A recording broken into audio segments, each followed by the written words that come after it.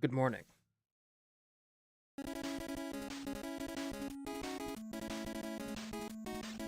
We're gonna get this shit on the road in like a minute.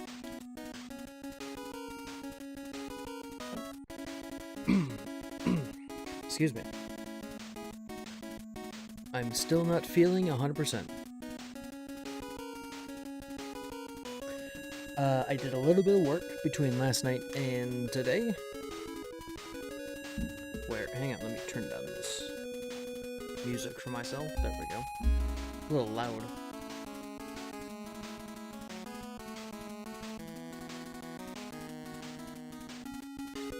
I added numbers here. I'm trying to figure out what all the buildings are gonna be. Right? And then, on top of that, take a look here. I added the firearm rules for Harbin. This is obfuscated enough. I don't think you can, like, reverse engineer the Dottie's firearm rules, so we should be good. I should be good to show this. Essentially, you got a pistol, you have to load it, right? Reload costs an action.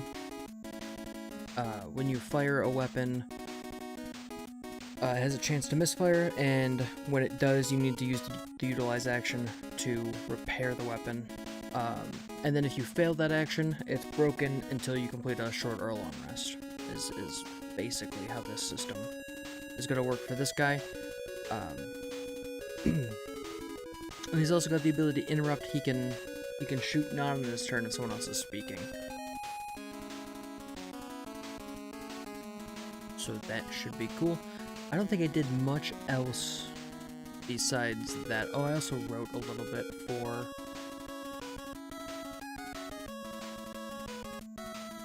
No, not the region Rolskur, the city Rolskur. There we go. I added the start of, like, the town hall stuff, and I will get going on this map. I kind of like using the Lucid chart for this. It's been pretty cool. Very exciting stuff. Okay. Let me make sure I've got all my stuff together.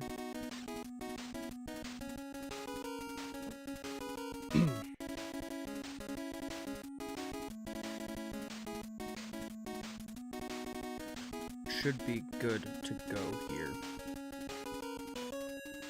Alright, where do I want to start today?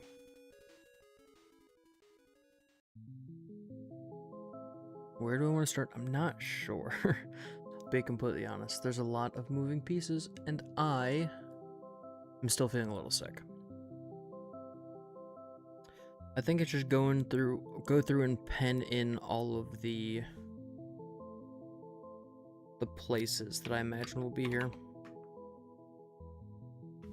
Which is, yeah, these are 2. I just need to copy this down. And then residents, gotta be important as well.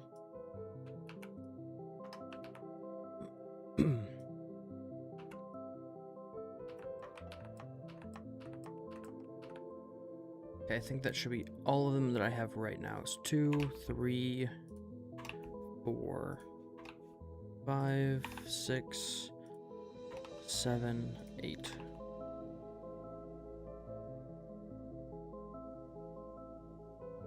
Cool.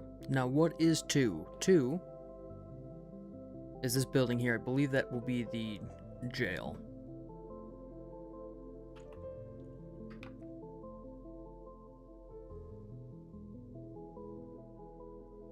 Jail / like guardhouse.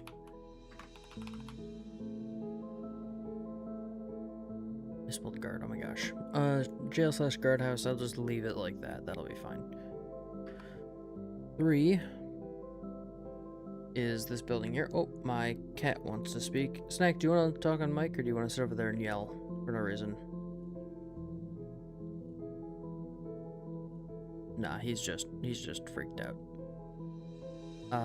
Okay. 3, I believe, is going to be the general store.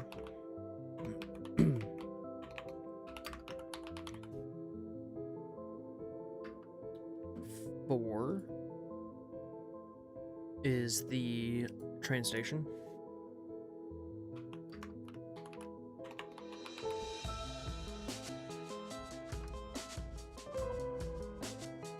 5 is going to be the archaeology office.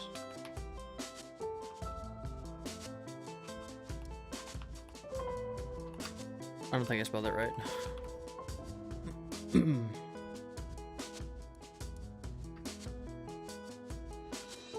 6, this building here. What was this building? I think this is the chapel. To which god? I don't know. I haven't come up with that yet. We'll figure that out. 7 is the fishery, which has a specific name. Oh no, this is not the fishery. This is the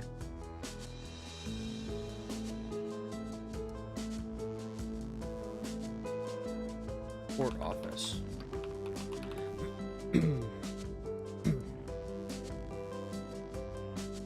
8 is this building here. That is the lumber mill.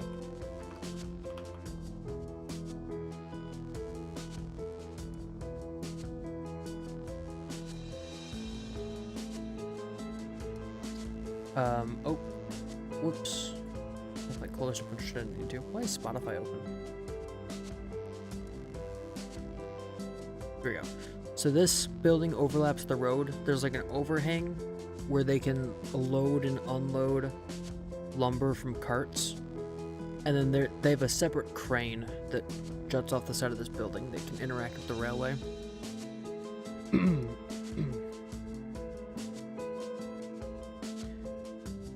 Okay, what else do we need? We need a fishery, I believe.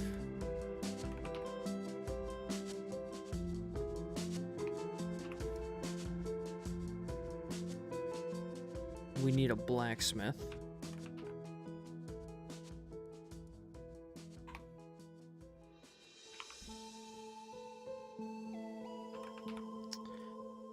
What else do we need? We've got a blacksmith. We have...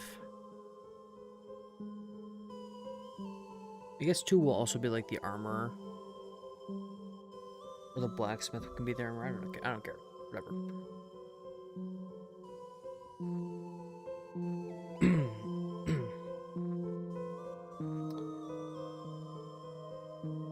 For now, that's probably good, right? What else do people need in a city? Oh, like a mason? This place is not going to be particularly, like, brick laid or anything.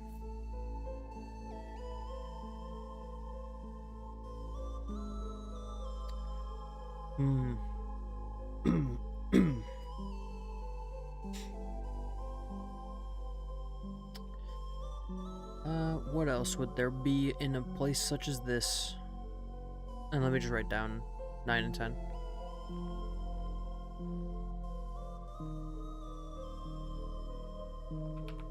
Oh, nope.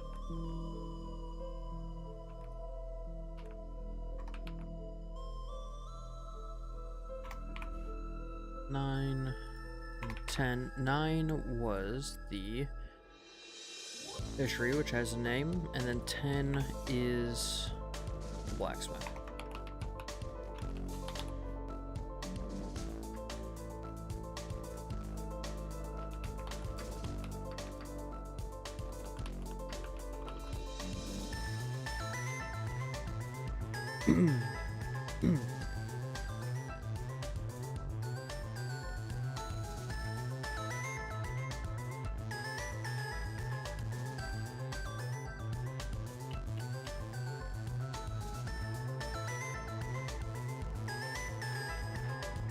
trying to think of a specific...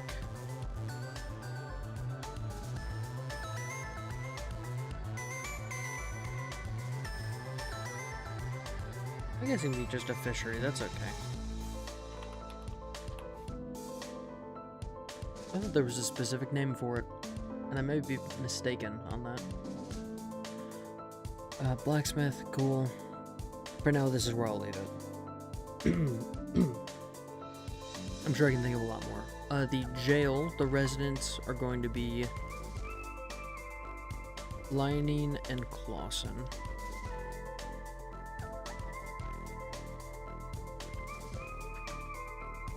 No, I'm gonna make Clawson a different profession. Lining, and then Lining will have like a... What is the person who's not a sheriff? A sous sheriff? Deputy. That's it. General store will be run by someone who does not have an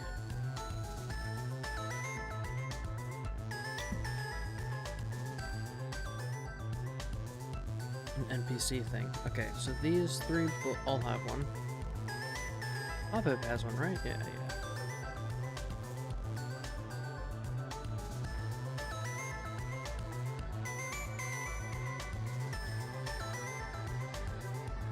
Okay, so next is Clawson.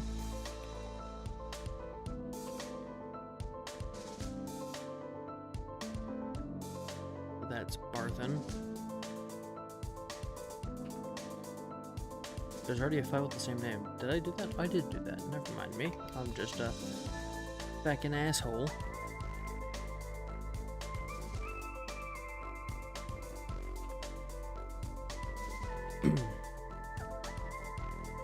Next is Halia from the Dragons of Icefire. The Dragon of Icefire Peak. Oh my gosh, I can't speak. Sister Borelli.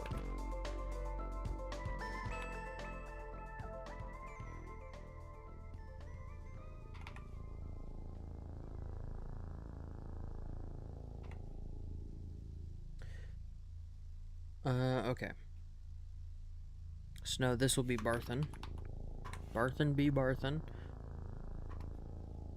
Oh yeah, if you're in the party, don't watch this. I forgot to mention that. Do I have a title for that? No, I don't.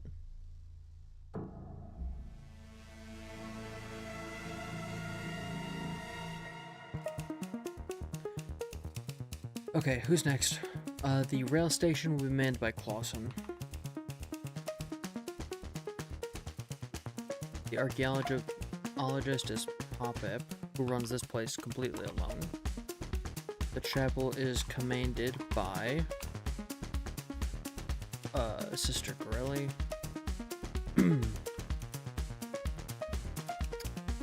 What is this? I believe this is Halia, right? The port office. What does she run in? She runs like the miner's store, right? And I believe that's everyone. Maybe I'll have her run the lumber mill instead. The port office can be run by someone else. Okay.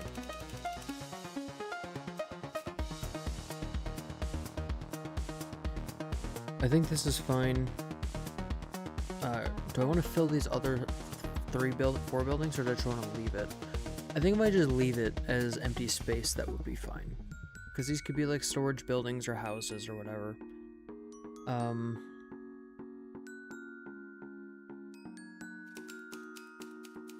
Should be good.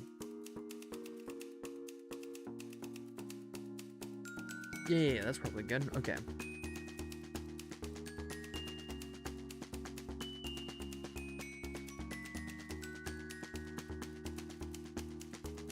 Oh, this place is supposed to have a graveyard. I forgot.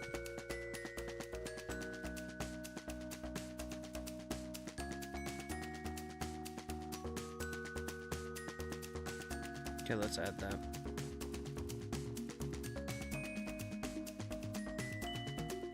I just need to remove this.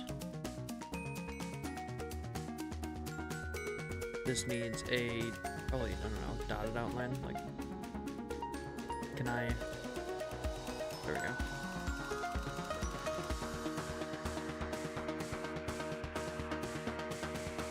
Sure, and then that can be 11.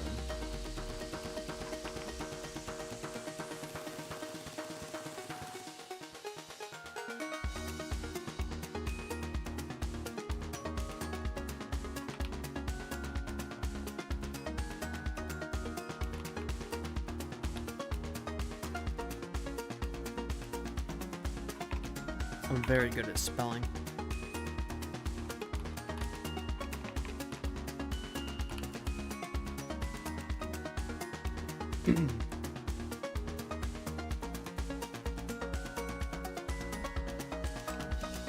Sure. Probably don't need residents. But someone's got to be the Undertaker, and they need to live in a spot in the village, so maybe that's what one of the empty buildings could be. That should be fine.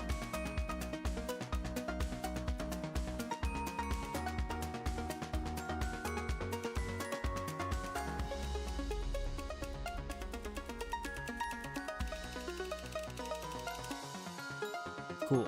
I dig this. Let me export this really quick, and I'll import it into Obsidian.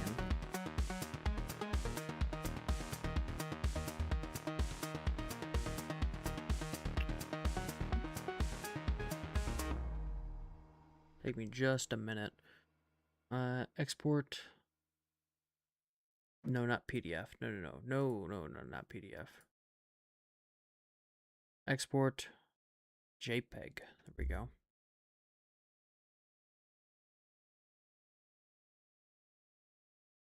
Why do I need to invite people?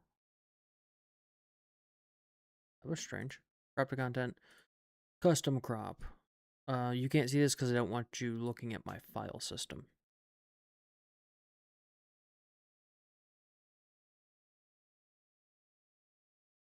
But don't worry, you'll see it in just a second. Okay. Crop.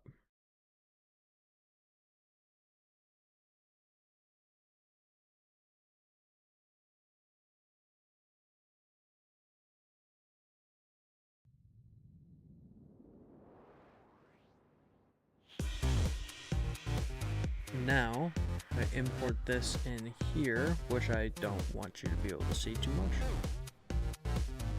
Not because I don't like it, just because I, you know.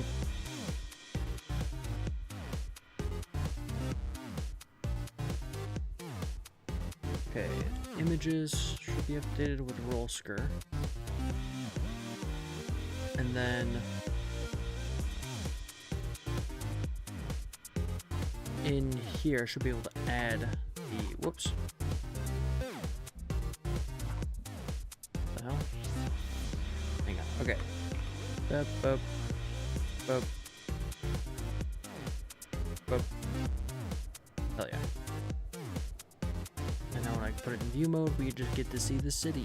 And it still highlights this as incorrectly spelled, which is bizarre because I made it up.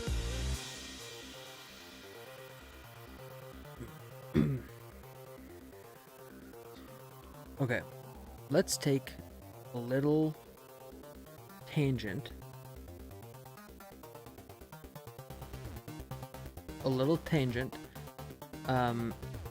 And we're gonna go look at an encounter that I need to build.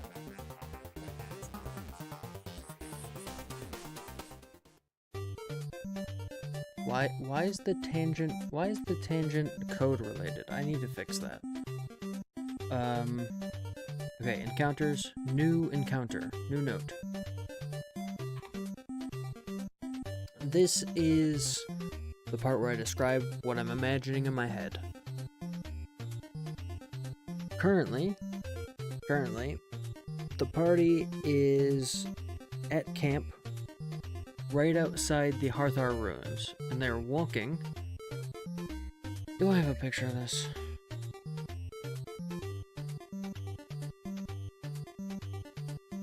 I don't think I have a picture of this. Maybe if we go to Incarnate, we'll see something cool. Oh, which you can't see because I turned it off. Currently, the party is walking from here to here. About here, I want them to encounter the kind of early enemy forces that they're going to be fighting in this region.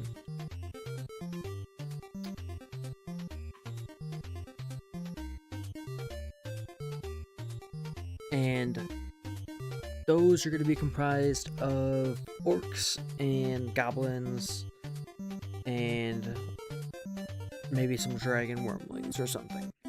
We'll see. We'll see how I get on with this. But first, I need to name this encounter, and I don't know what I'm going to call it.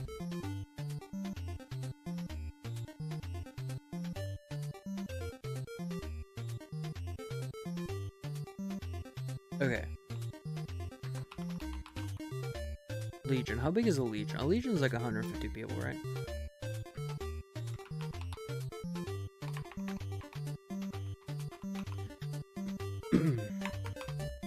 Fifth Legion Patrol. Okay. So, just outside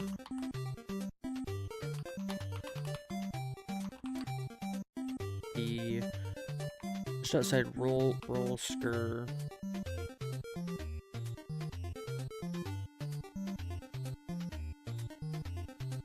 Oh, that's right. Correct? Yeah.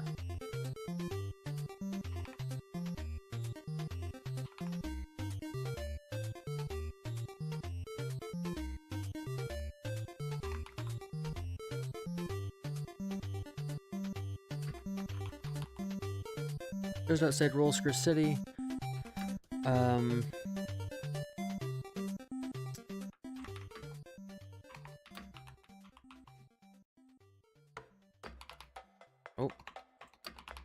A small force of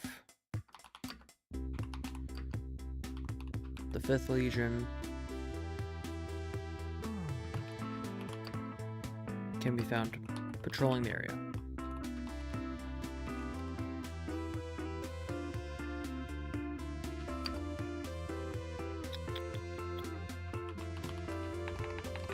Player characters will hear them at a distance.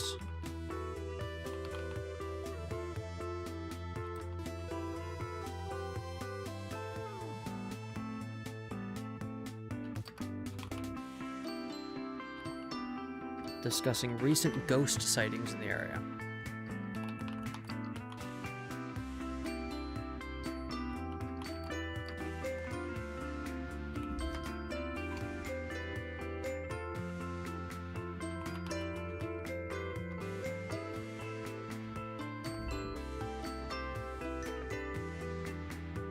Giving them time to prepare.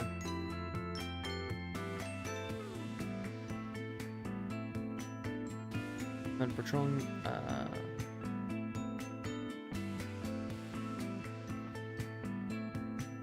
Just outside the city, a small force of the 5th Legion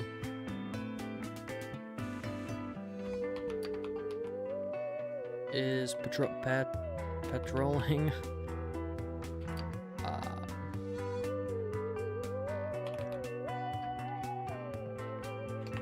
Marching north.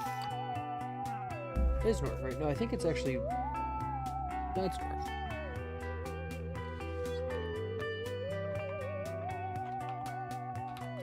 Towards the ruins. Marching north away from town, I guess is better.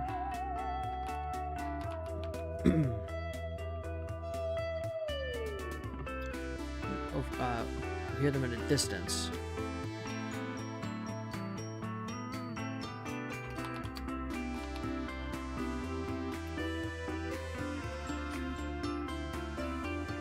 Fifth is discussing recent ghost sightings there. There we go. Giving them time, giving the party time to prepare. There we go. I think that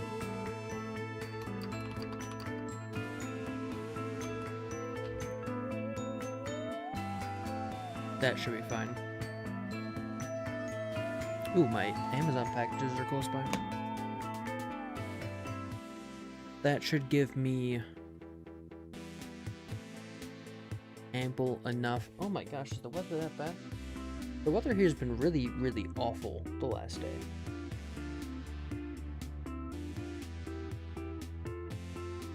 So that was important to say. It wasn't. Okay. So now how they prepare for the encounter is going to change how it plays out.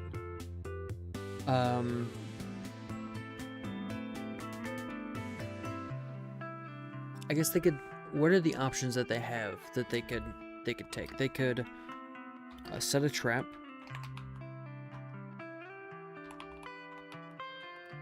They could hide and observe.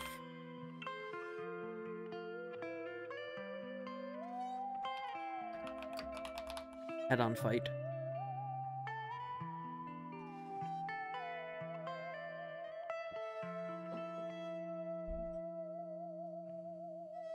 I think this is really all the options that they have. Oh, they could, like, navigate around?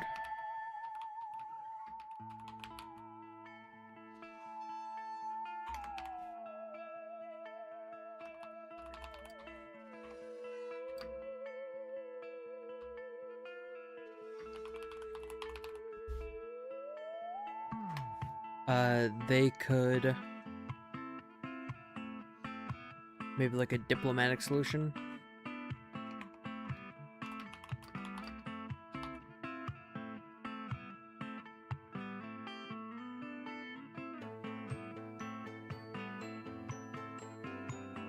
Okay, this should be fine.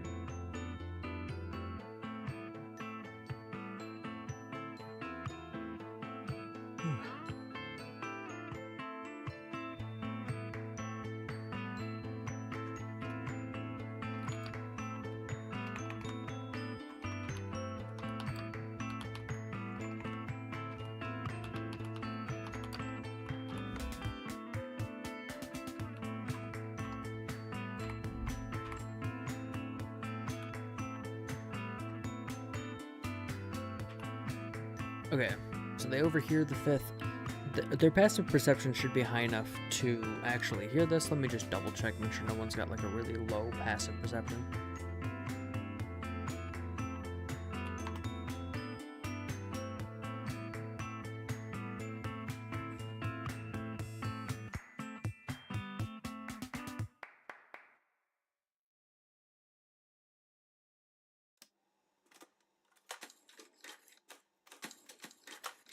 Passive perception 16.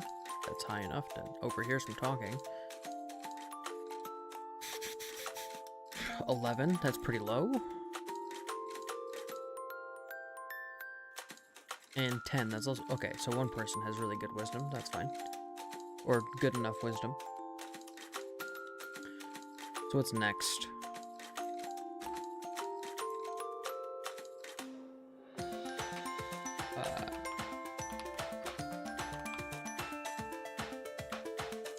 Encounter rep. Ask the party.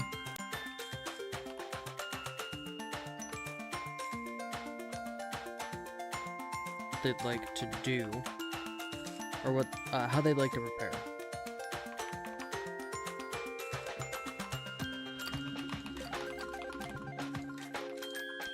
Can I, instead of this, can I...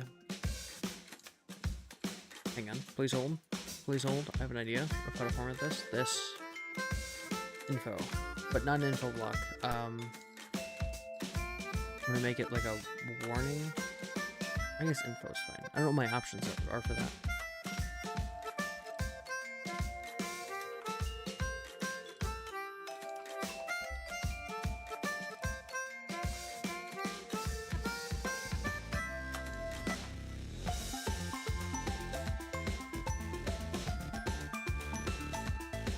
Okay, info, what are my options? Can I see what my options are?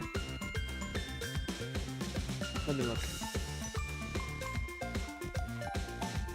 Obsidian, note.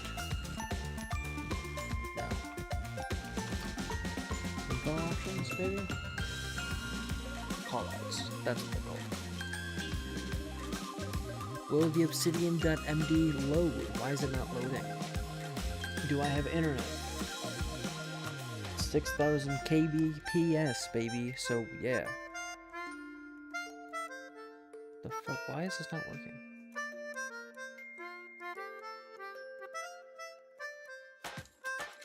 Info. There's note, tip, warning, success, question, failure, danger. I guess let's go with note. Let's hope the Google AI is correct.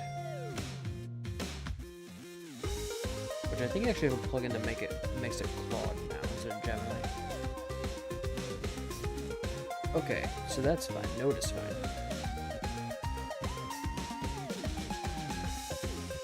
This can be called Game 1.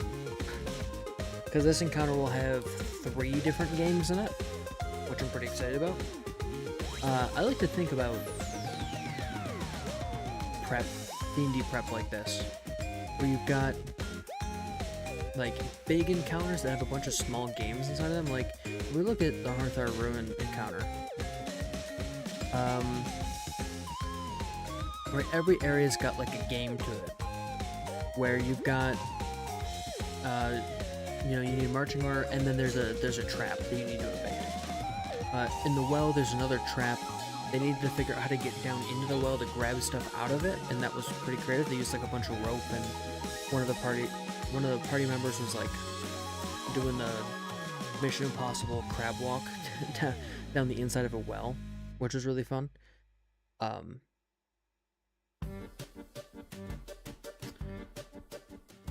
There's combat's its own game.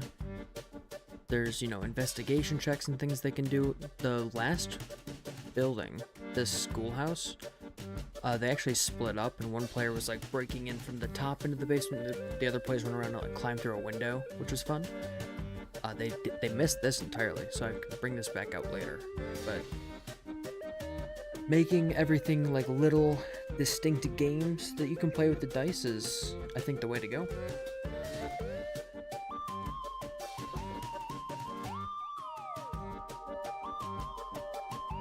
So ask the party how they'd like to prepare.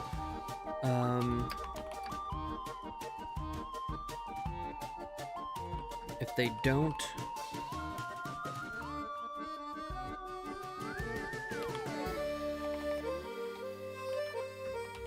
come up with something quickly.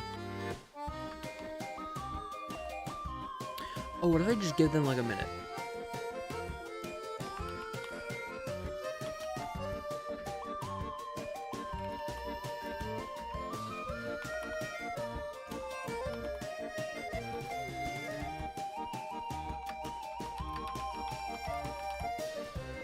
To come up with something. If they don't come to a concrete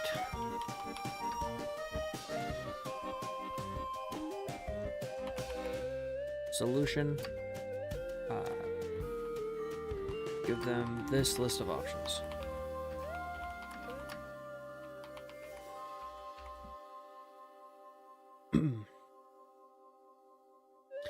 And spoiler, this list of options is kind of what I expect to happen anyway.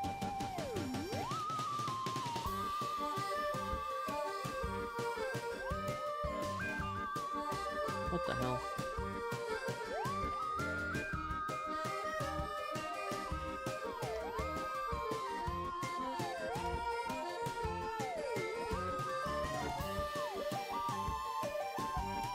Come on. There we go.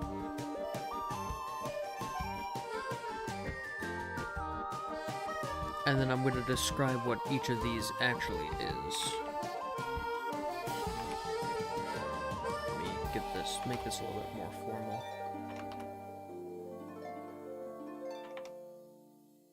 Cool. And then I can add subheadings here, so set a trap. I probably need a list of traps that they could set up.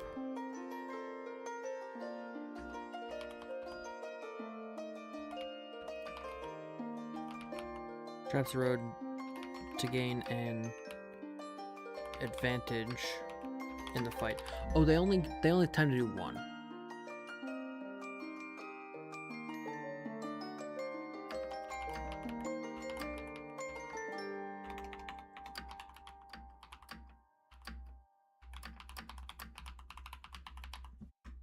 There we go.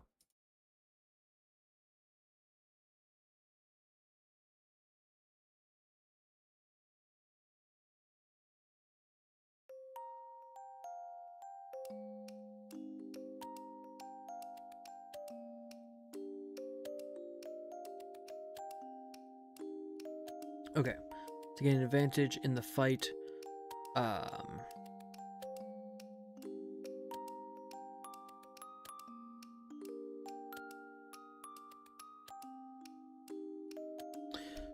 I don't really want them. Hang on, let me think.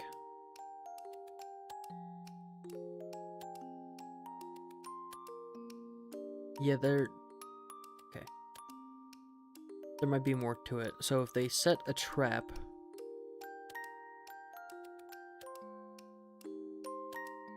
they kind of want to hide, right?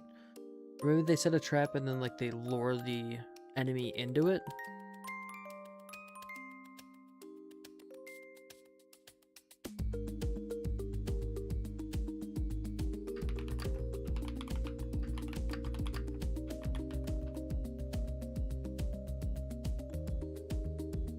Right, that's what I'm imagining.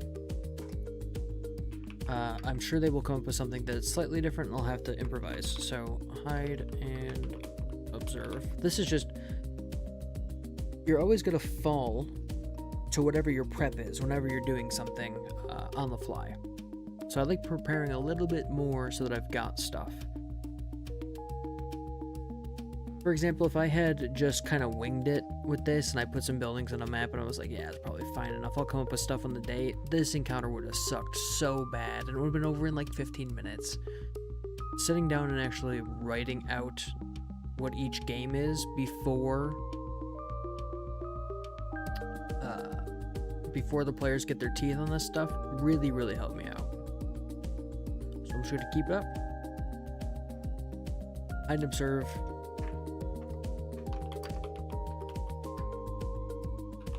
Party ducks off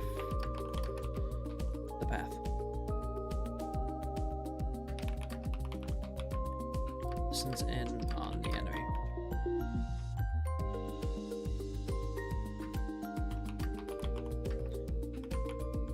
If they decide after the fact. Okay. Here is this option, and will kind of subvert the first half of the fight. So this fight's gonna have two phases. The first is they're fighting orcs and goblins and kobolds and stuff, and maybe some dragon wormlings that I set out for them. A pretty standard like brawl with a bunch of enemies. The second half, we introduce the synaptic echo guy here. Let me pull this up. This synaptic echo guy. This has a very specific condition here. It's only visible to null patron warlocks, clerics, paladins of black. Anyone else would be wholly unable to see them or target them directly with spells or weapons.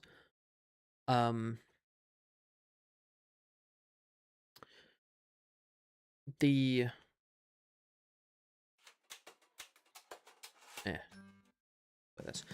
second half of the fight, you know, once a significant number of the original enemies have died, or after like a set number of turns, I haven't decided yet.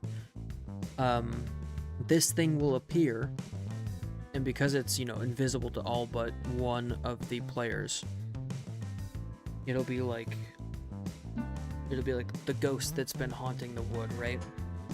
And it can do things that are crazy, like this Mind Pierce ability, which has a recharge. It can cast spells.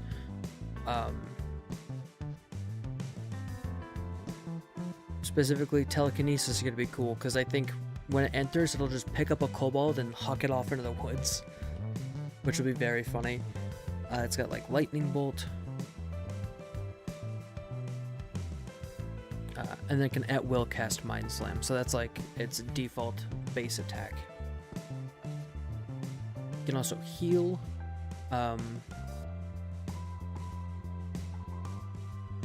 Yeah, this thing should be pretty deadly for this party. I think a challenge 6 is probably fine. It's a challenge 3 on its own, but because you can't see it, you can't, like, only one player can really fight this thing. So I had to increase the challenge a little bit.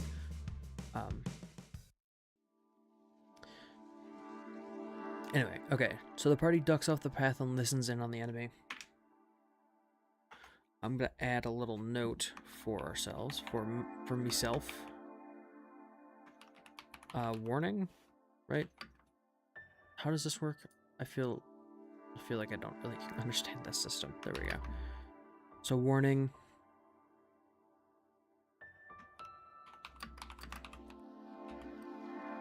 Skip to phase 2.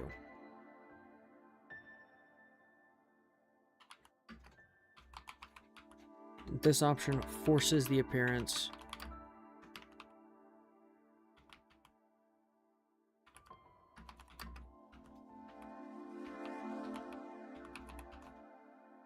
at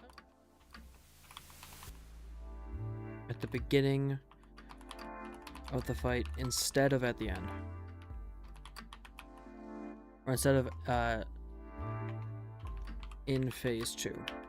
There we go. So if they dug off the path to look, you get this unintended consequence. This one,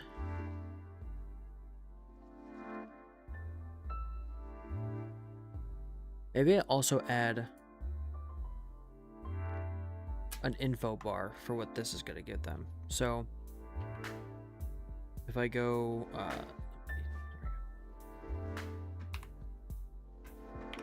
nope, there info.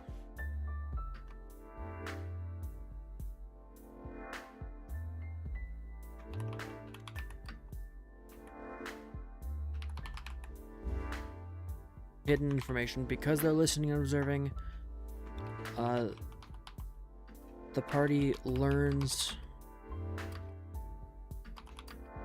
the name of the commander of the 5th earlier.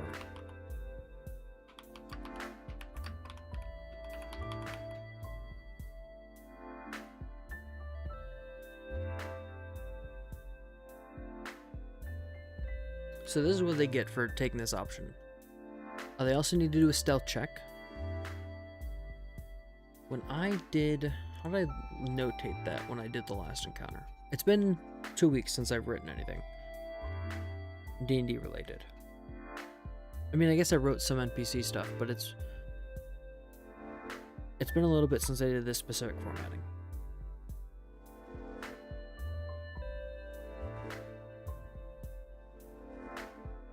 Okay.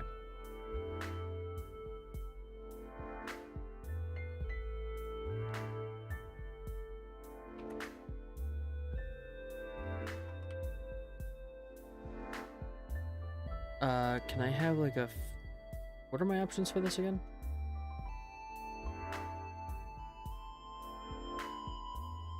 Tip, warning, success, question, failure, danger. I guess it'll be danger.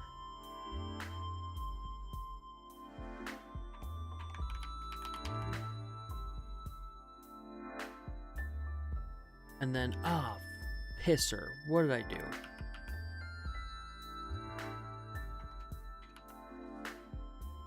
Okay, that's fine.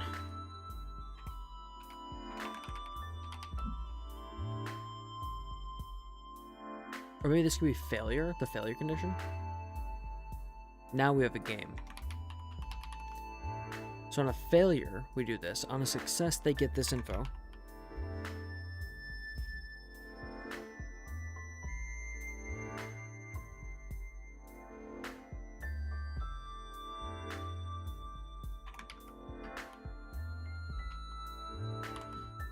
Failure forces the appearance of the synaptic echo at the beginning of the fight instead of at phase 2.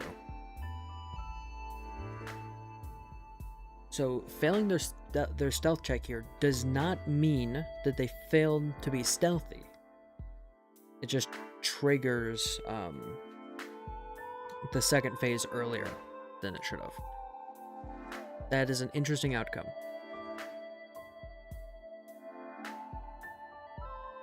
Oh, my shit was delivered. Okay. On a success, the party learns the name of the commander of the 5th earlier than expected. Commander of the 5th.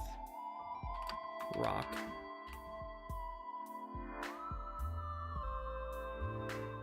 Warning. Obstacle.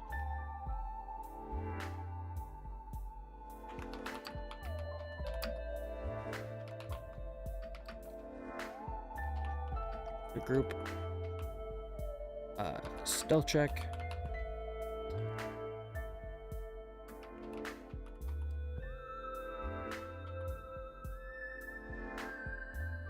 Against the passive perception of the lead orc.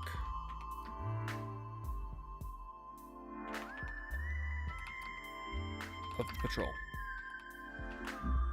Who is definitely a person I've thought of before just right now. Okay, we're gonna take a quick break. I'm gonna go grab some packages so they don't get nabbed. Although I don't think so. They should be inside. Because I want to go get that stuff. I've been waiting. I've been waiting so long.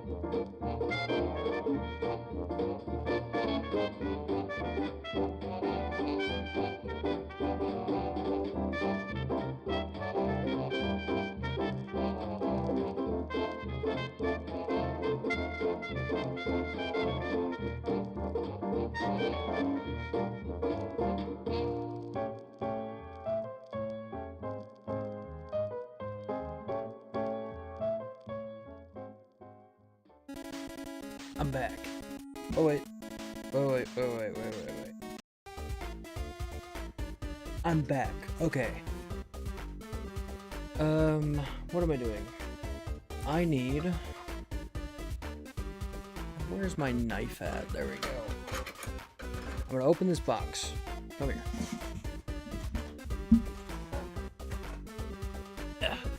This is a large box.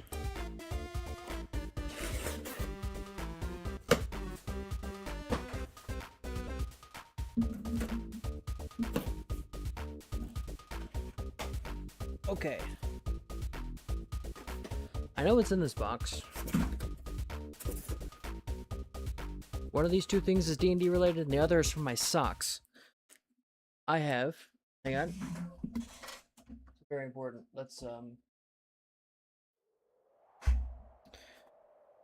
I bought drawer organizers for my socks, even though I do not have a dresser. So they'll just go on a shelf somewhere, I guess.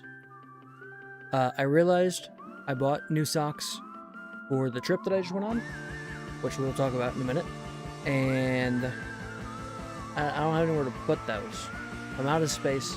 My shit's all organized in a pile. So I figure I might as well be an adult. At some point in my life.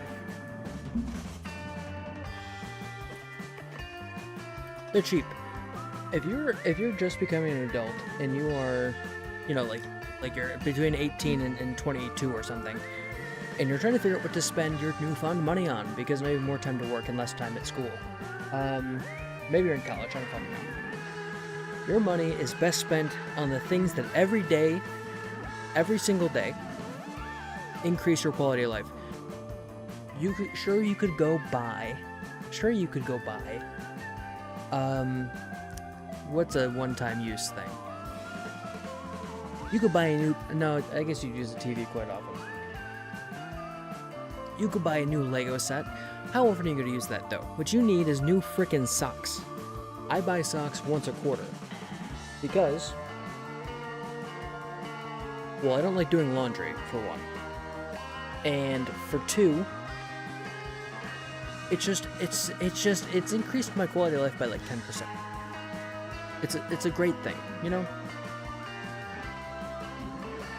Organization tools, great way to spend your money. But that said, I did buy speakers because, oh, this is great audio. Oh my gosh. Alright. Because I was listening to the new Crooked Moon soundtrack. I looped it back to D&D.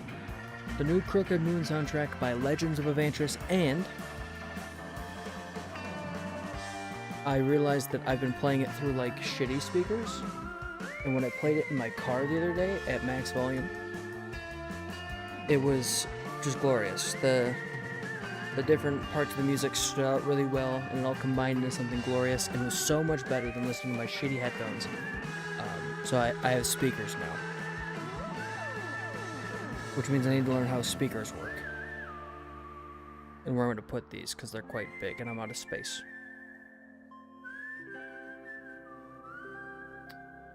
So yeah, that's cool. Hang on, I had to pick this up. Well, it could get 20 pounds.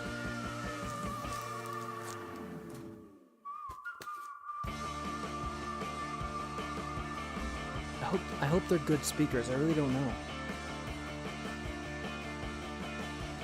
So they can plug them into anything, which is great.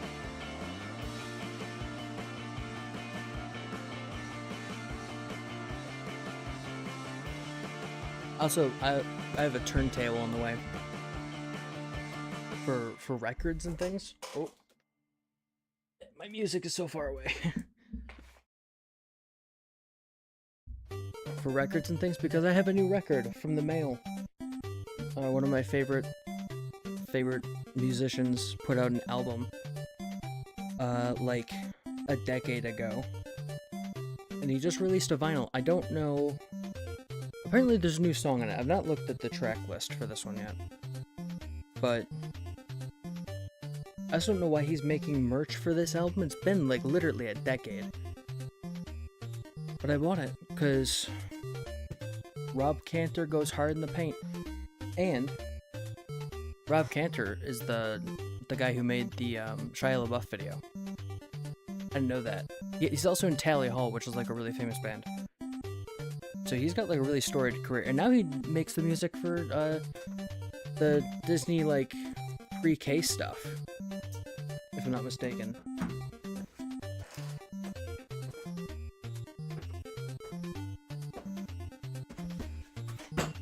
Oh, all right, did that.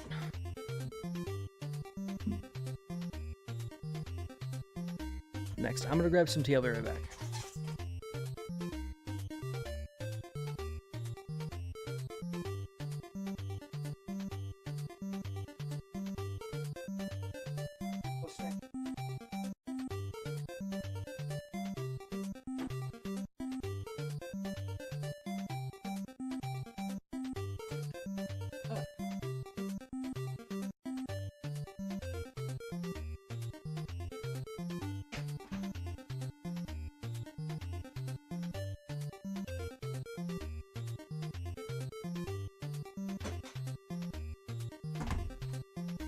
Okay, I need my tea resin, because I'm out of loose leaf, which is a bummer.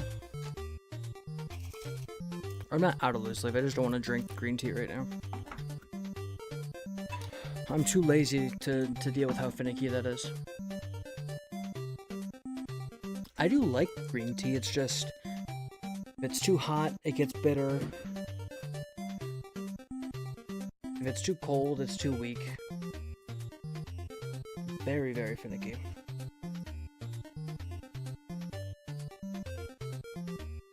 And good green tea is very expensive.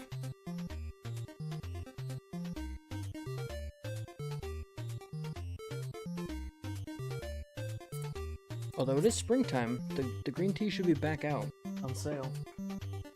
We'll see. I'll have to look at the prices. What with the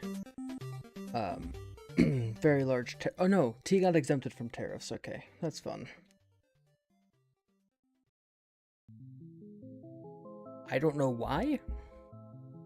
I mean, I'm happy I benefit, but I just don't know why. I could guess for days, and I would still never come out on a solution. Okay. So this is the game. They duck off the path of the enemy. They need to make a stealth check. On a success, they get more information earlier than expected, and on a fail, phase 2 happens at the start of the battle instead of midway through. Which could kill them, I'm being 100% honest.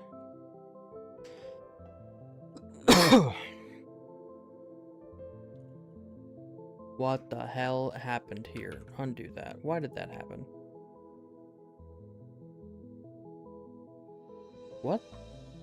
Okay, I found a bug, Obsidian. Let me think.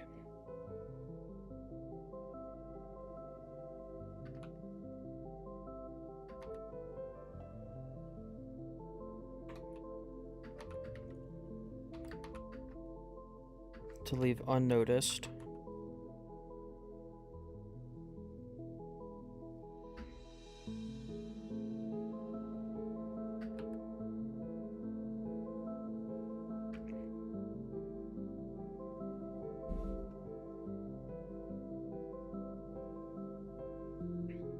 Tries to attempt to leave unnoticed with a stealth check, or fight the patrol. And the patrol is surprised.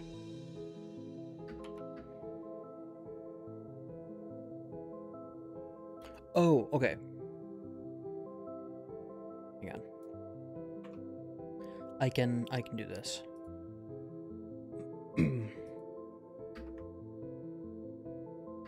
As well, the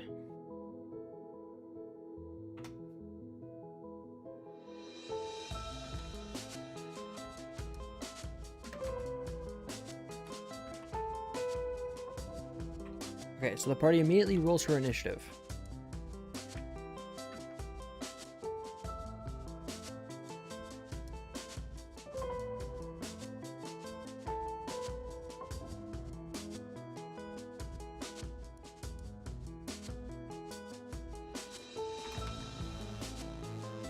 The synaptic echo appears at the beginning of the fight instead of in phase 2 now.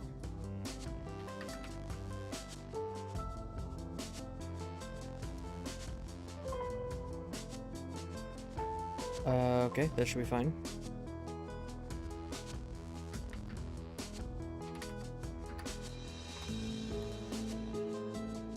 Okay. So if they succeed,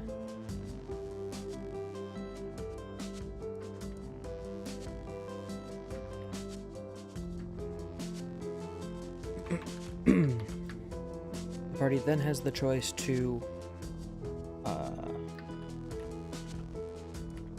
move on without combat.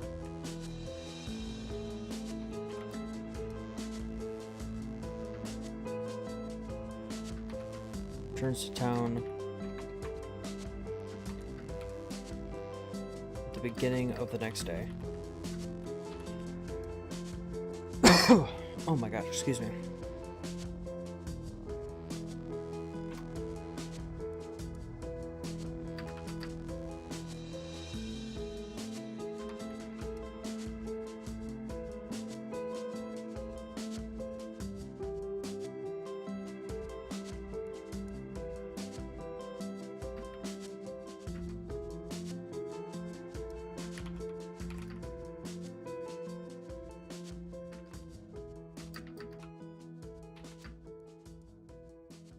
Okay, this will also push back the echo fight. If they succeed, they can just skip this entirely.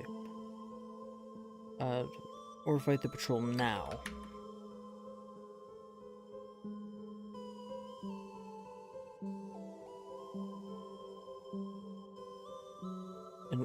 In which case...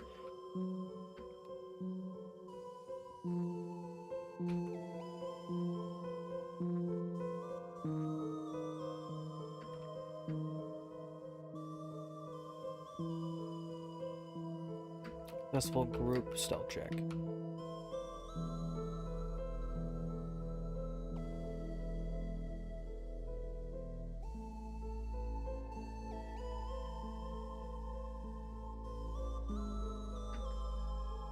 Party has surprise. So,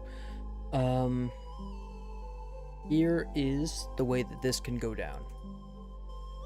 If they hide and observe, they make a group stealth check. On a success, they learn the name of the commander of the 5th, whose name is Rock, earlier than expected. The party then has the choice to move on without combat with another successful group stealth check, in which case the patrol will return the next day and the echo will just be fought sometime later. Or fight the patrol now. In which case the party has surprise against the patrol. Alright, and then if they fail, on a failure the party rolls for initiative, so they get caught, and the synaptic echo appears at the beginning of the fight instead of in phase 2. Okay, I'm gonna make one change to this. This now is extraneous. It's not needed. Boop. There we go. Cool. Set a trap. I need a list of traps. I will probably grab those in a second. Okay, let me grab them now.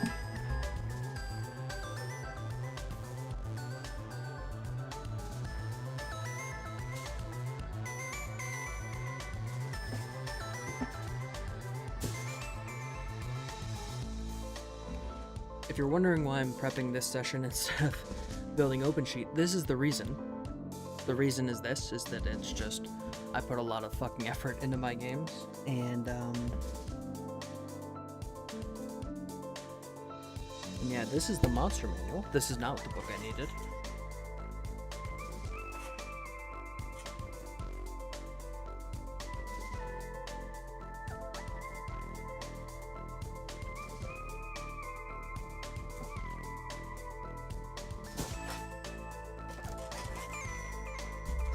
My dumbass put the book in backwards. Okay, I need to find out where the traps are.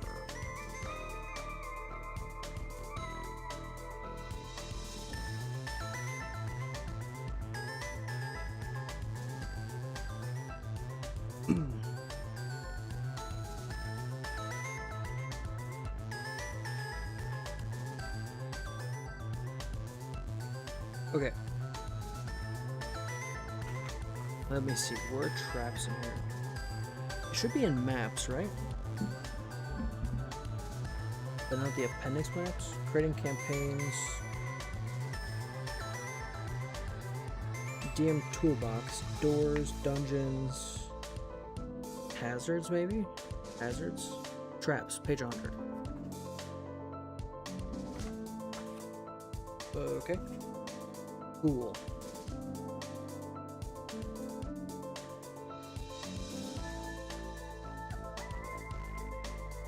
If I'm gonna let the party build traps, I should give them a list of things that I think they could set up within like a minute. So stuff like a collapsing roof is definitely not gonna be a good trap, right? I guess let's just look through this and we'll see. So I'm trying to figure out where to put my microphone. The issue with this is that I need to read a book, but the microphone's at mouth level, and I can't look through the microphone because it's too big. My life is very hard, I know. What music do I have? There we go.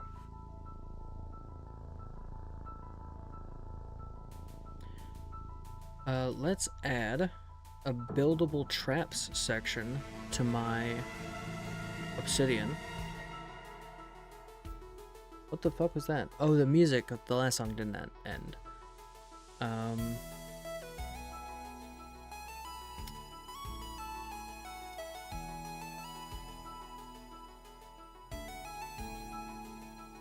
Where are my traps at? Okay, Dragon's Flare's here.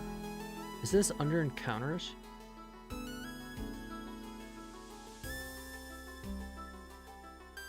Nope. Mechanics traps, there we go. Let's add a new note with buildable traps.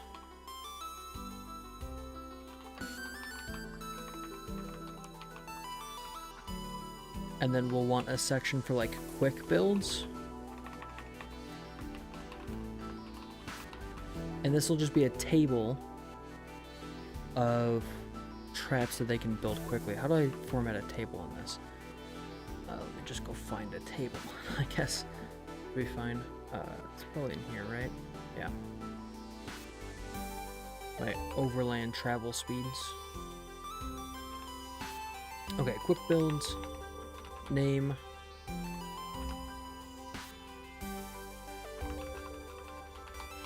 Components.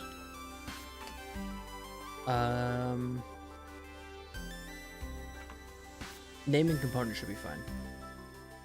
So I need to cut these.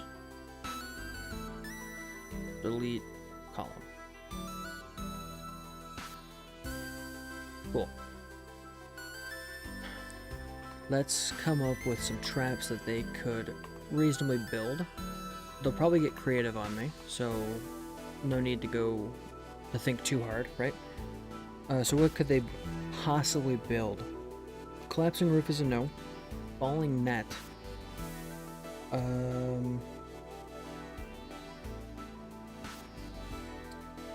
Maybe? I guess they could probably rig that. Falling net is fine.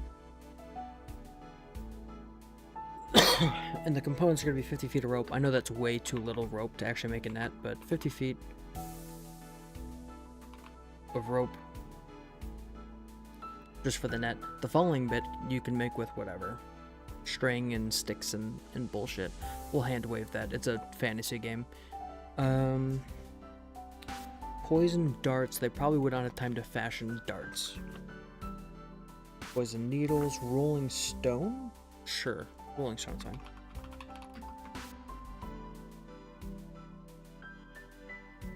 Instead of a component, let's just say cost, right? This costs 50 foot of rope. This cost will be a DC 15 strength check to move the stone into a position where they could push it down, right? A spiked pit is probably out of the case because they need to dig a hole, right? And that's going to take a while. Ooh, there's building a trap. Oh, hang on, there's a mechanic for this. This might be what I want.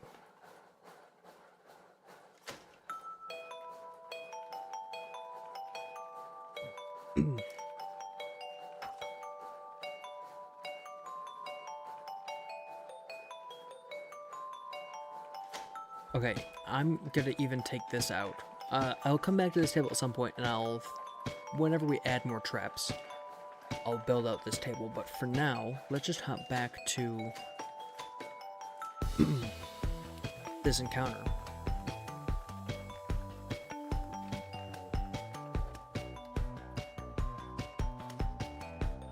And then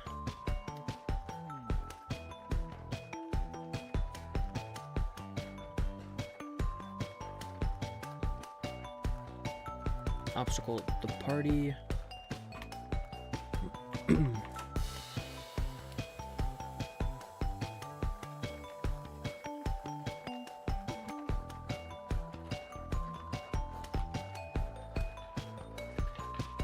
To come up with a trap.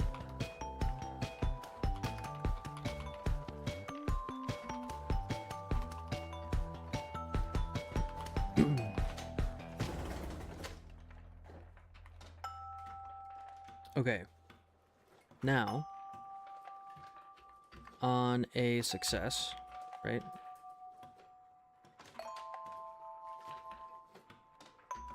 On a success, they get, I'm going to say they only get nuisance trap. Oh, I guess it doesn't matter. For a nuisance trap,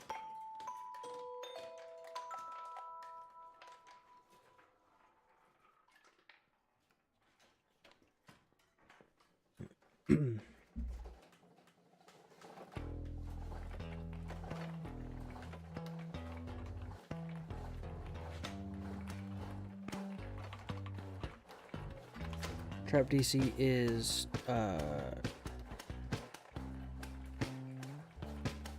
10 to 12.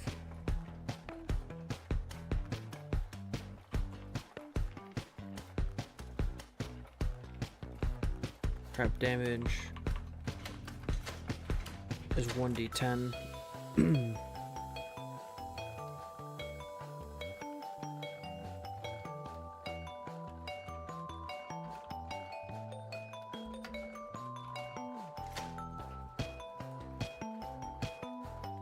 And then the party surprises the enemy, which gives them advantage on their initiative roll.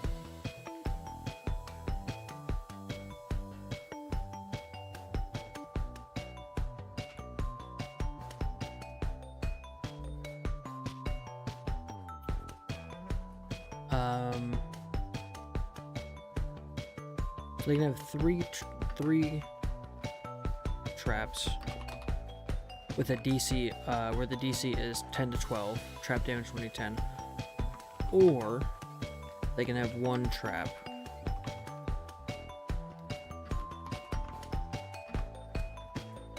with DC 13.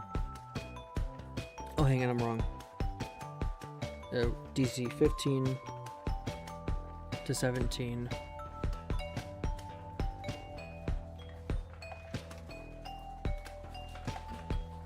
Damage is 40-10. 3 traps DC 10 to 12, which is not correct. It should be 12 to 14. Okay. On a failure,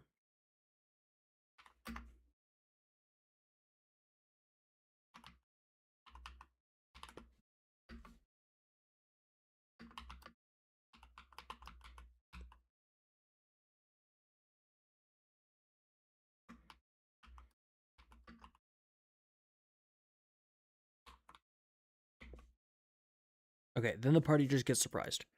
That should be cool.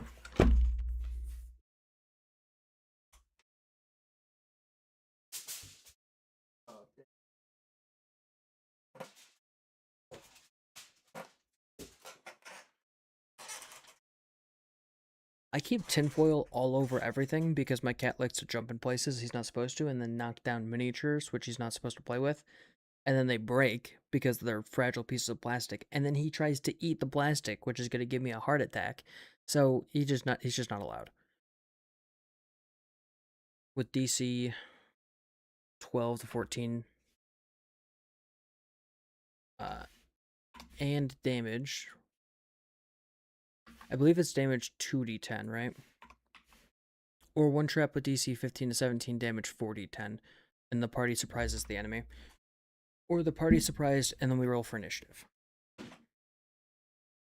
Which I like. Okay, what's next? Hide and reserve head-on fight.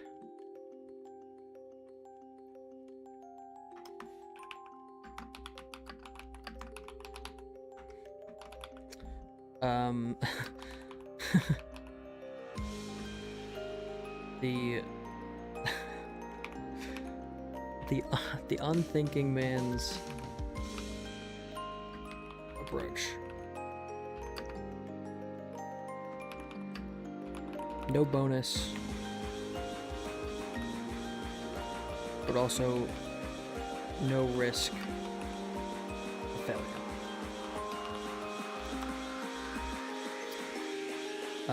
Oh, sorry, is this a... That was 2. Okay. What next? Talk it out.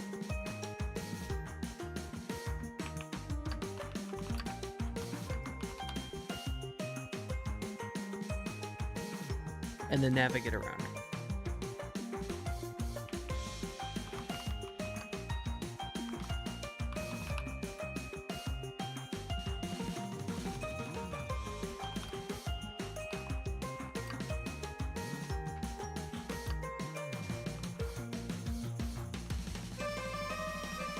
The thinking man's approach. The party will need to...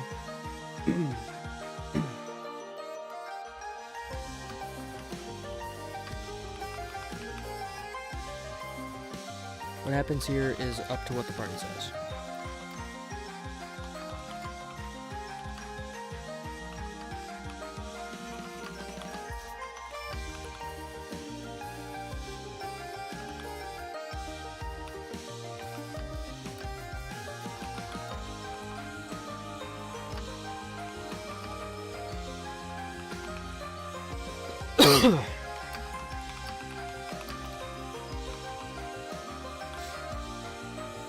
This could involve charisma checks.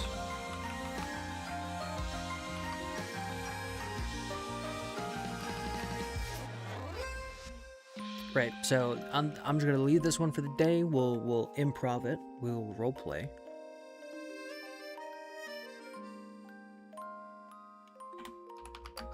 How the roleplays. Walk around. This will be another obstacle.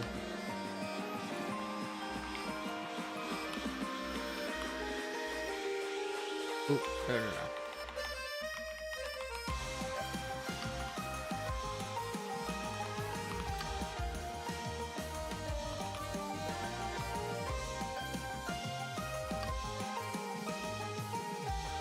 Will succeed on a DC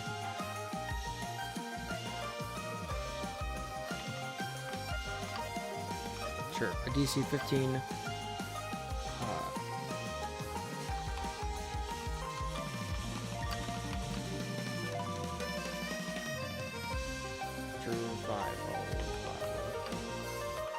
Check.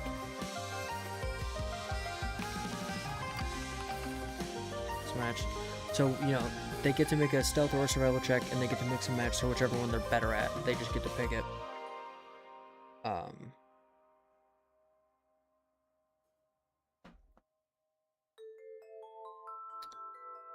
And then, on a success,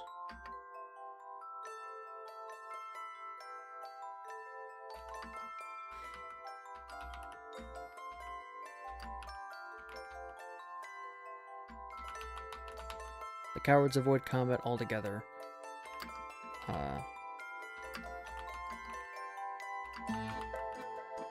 They get nothing special.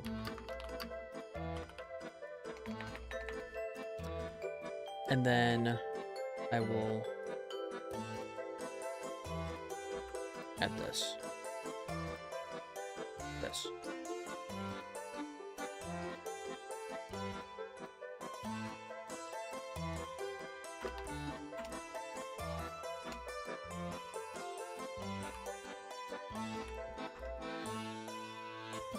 Or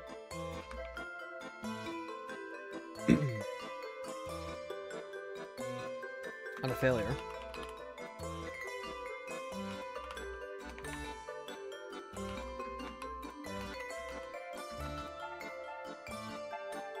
wait.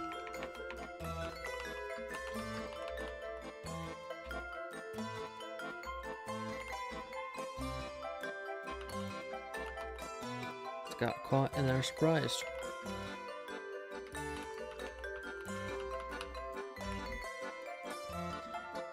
I'm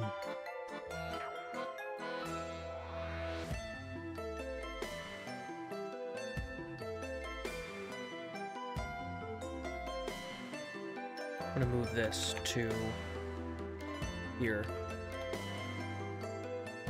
I was a little bit dumb about this, so I gotta, come on. Here we go.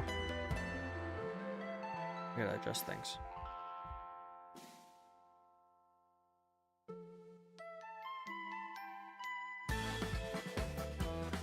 This should be good for the start.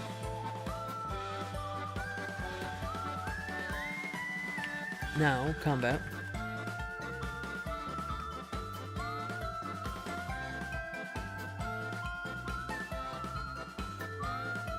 How many enemies do I want to have? Let me look up, what does a 2024 orc look like? Hang on.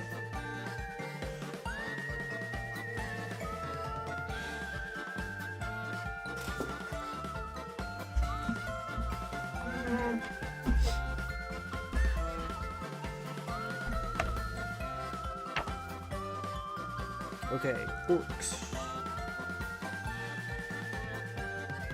Are orcs even in here now?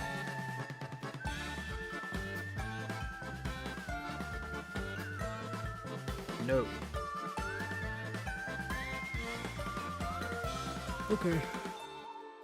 Now then, let's look at goblins then.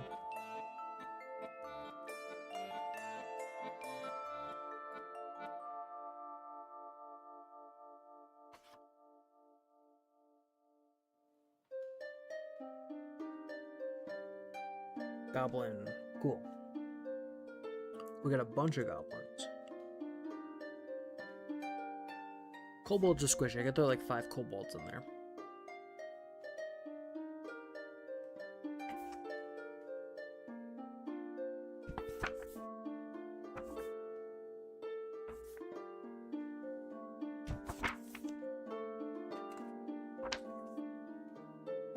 Okay, here we go. Goblins.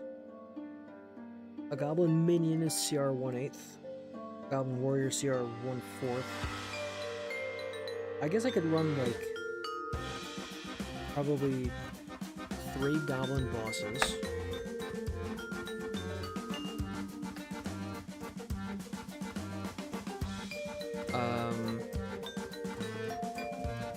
What else can I run? Maybe like 2 ex-goblin bosses. 3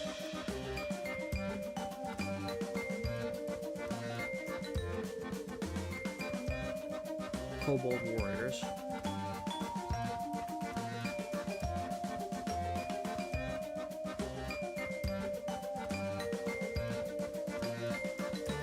Look, what did I do for the other organ? Oh, bandits, that's right.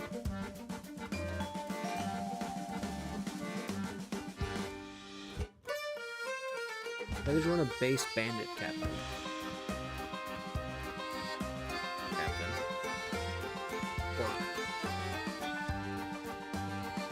2 goblin bosses, 3 kobold warriors, and then what about dragon wormlings? Ideally red. They might be too strong.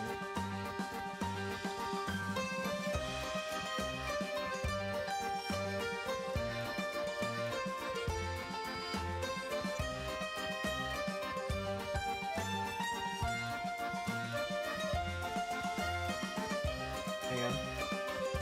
What's in the next page?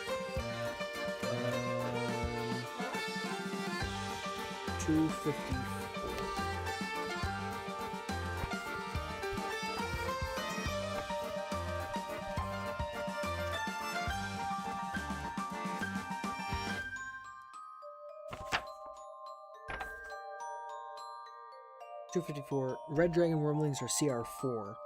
What I can do is I can do the same thing that I did for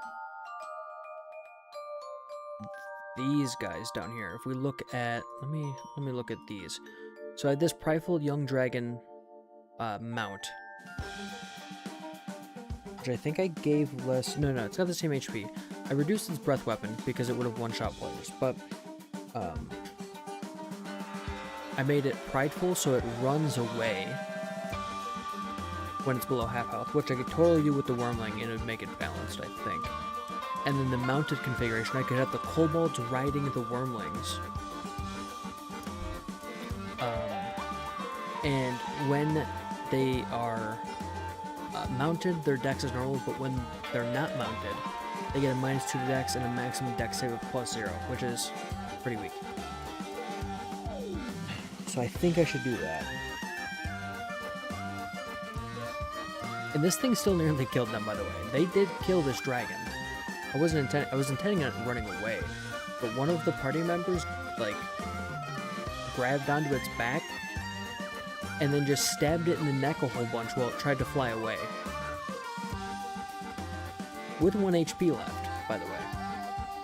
Why is the reminder board moved down again? Fucking cut that out. Why did it just go back down? I can't stand this.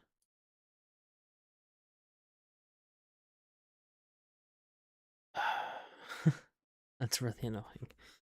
I don't know why that's happening.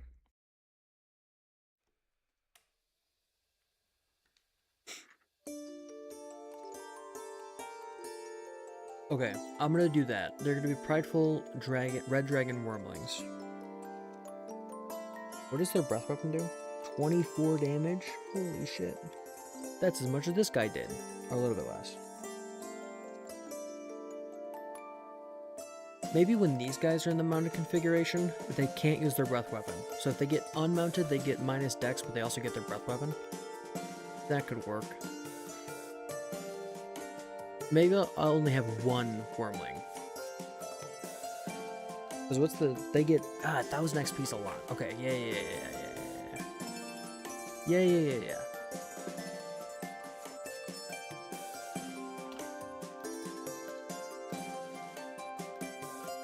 And then 1x red dragon wormling mount.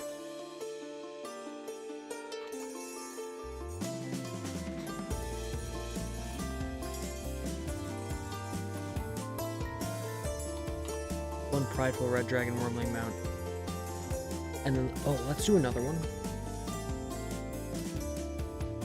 So one of these is not prideful.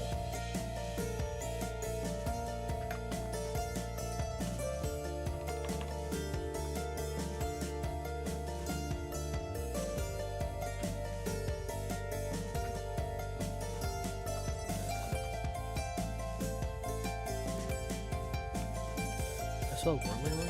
I did. Wormling with the cowardice trait. So now, there'll be two wormlings. One of them will try to run away when it is, when it's below half health, when it's bloodied. And the other one will stand and fight.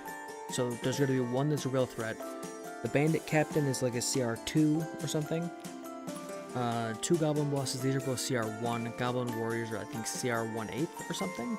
Or kobold warriors are like CR1/8. Let me plug this in to a encounter calculator, which is not always the best indicator of what's going to happen. D&D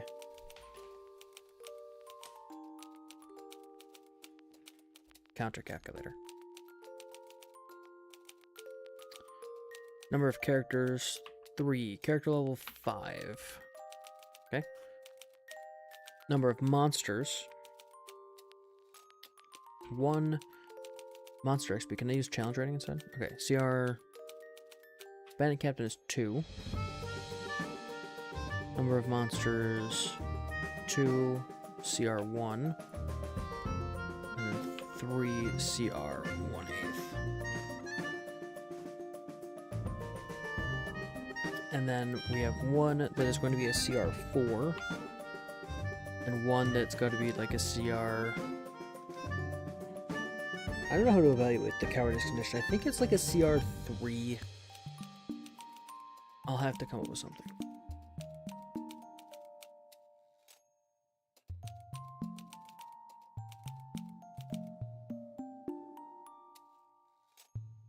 Okay, it's saying the encounter challenge rating is 10. So I probably need to dial it back a little bit. Maybe I make these both have the cowardice trait. The goblin bosses could just be regular goblins, I guess? What page are those on?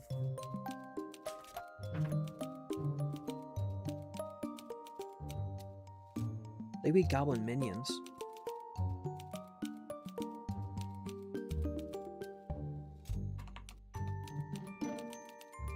Or goblin warriors.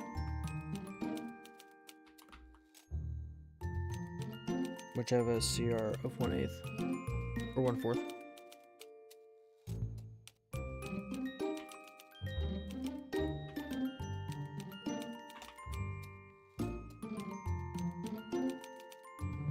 It's still saying it's deadly.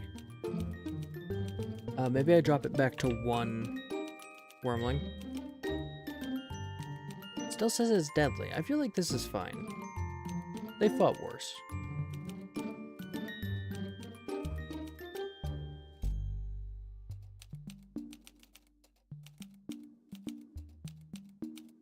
It could just be how many enemies there are. I guess I could drop the kobolds to 1.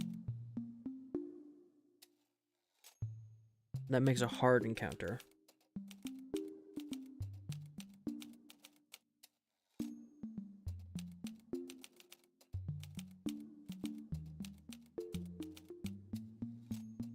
And I could drop the goblins to goblin minions, which is hard, but it's only a CR 6. And they killed a CR 7 dragon. So that should be fine. That should be fine, right?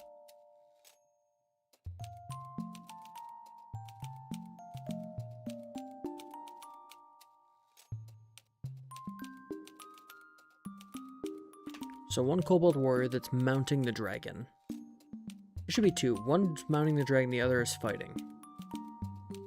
Because the dragon, the one that's mounting the dragon is not really a participant until it gets off the dragon, right? The kobold warriors should be kobold or goblin minions.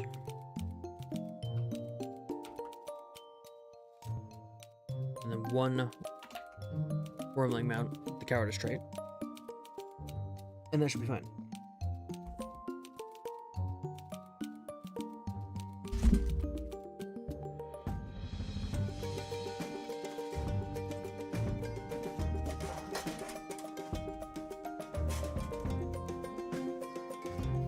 Okay, then we need our phase 2.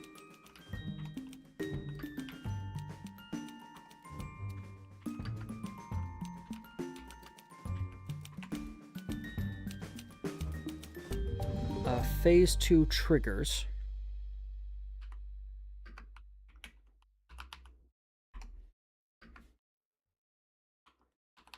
Trigger. This triggers when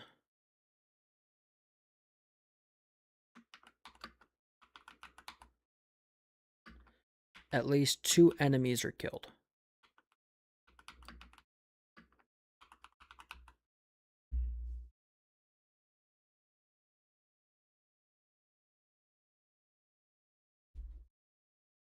Sorry, I'm just adjusting the music. Pardon me. What is this? Okay. Phase 2 triggers, at least 2 enemies are killed.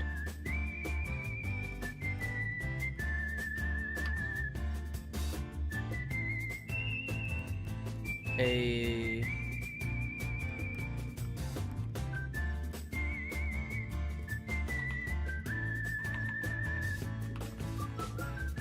Black Abominations.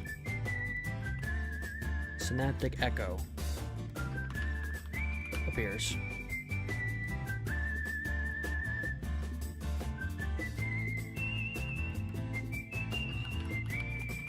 Carrying the parties.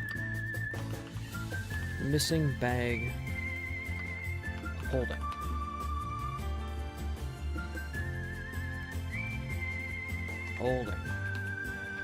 I will write descriptions for all of this stuff too. Probably not on the thing, and I'll go fill out these stat blocks. But you know, I don't want to just give away D&D stuff like this because I don't think I'm allowed to publish that. Although at some point I'd like to set up a way that you could download the stat blocks I mixed, because I think I've got some decent enough stat blocks. Like, I don't know what I could, but like, this one's completely original.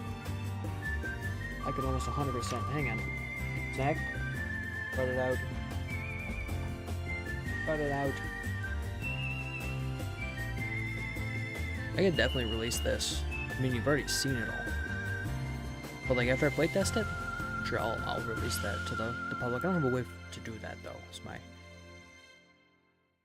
Is my trouble. What's this?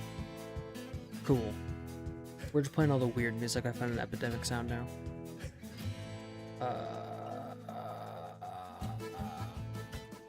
Okay.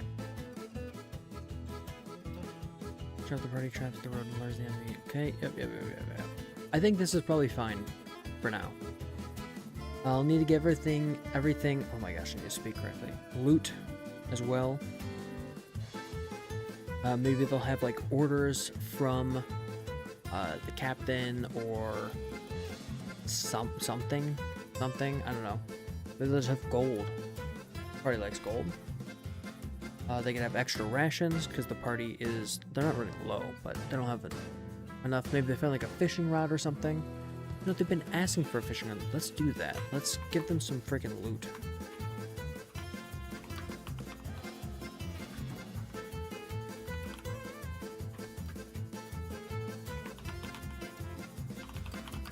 Once everything is dead, party finds this loot.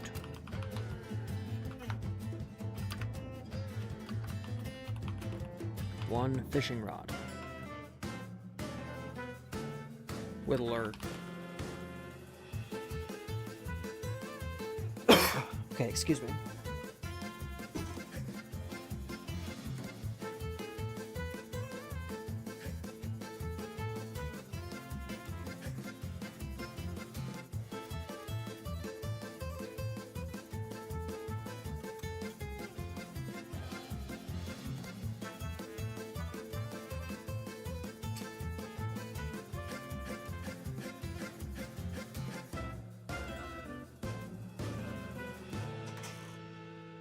I'm just pouring some tea.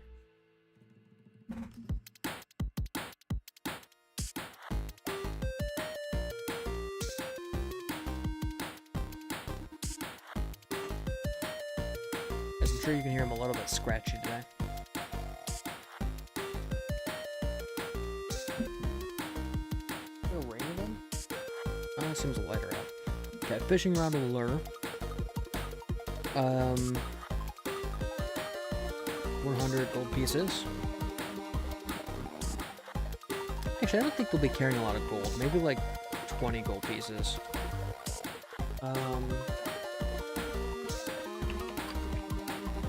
40 rations. Well, let's go like 20 rations. No. 15 rations. Oh my gosh, Nick, shut up. Stop it. Nope. No more.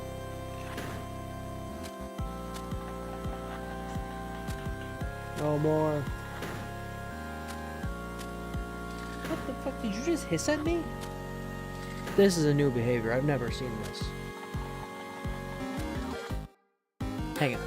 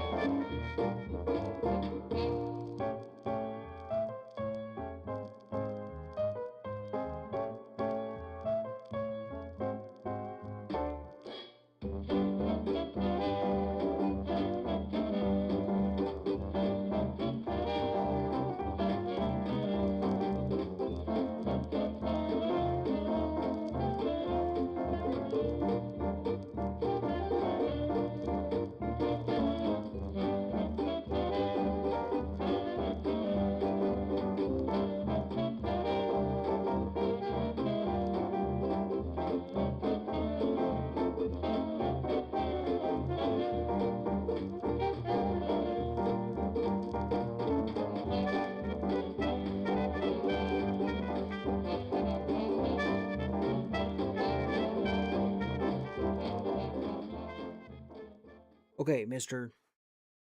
I had to go collect my cat. He's never hissed at me before like that. That was really sad. Why did you do that, buddy? No hissing. No hissing. I think he just really wanted pets. Being without me for 2 weeks really messed him up. Buddy. Buddy. You're okay. Yes, you're fine. Chill out, man. You gotta chill out. You're too much. You're too much. I don't know if you can hear him purring, but he's like rubbing his face on my arm now. I guess he got over whatever he was pissed off about. Hey, you're not allowed to hiss at me. That's bad behavior, mister. Okay, that's bad behavior. You want treats and things, there's gonna be no hissing. There's no treats day now. Okay, now this is kind of adorable. He just set his head, his like chin in my palm, which is very cute. I wish I could take a photo of it, but my hands are full petting the cat. Yes. Are you done being a butt? Are you done being a butt? Your bed is literally right behind me. Why must you butthead? Why must you be a butthead? Oh, you got hair everywhere. Oh my gosh. His winter coat's coming off in sheets, man. All at once, his winter coat's coming off. Okay. Can you go, like, sit down in the box I just bought? That'll be fun, right?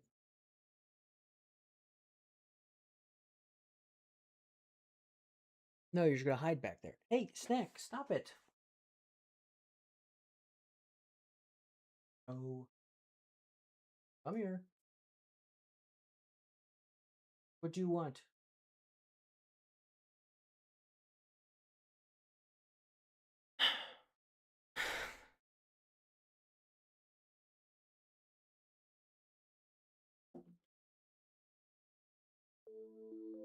Hang on. Snackson, come here. Hey. There's no need to misbehave like that.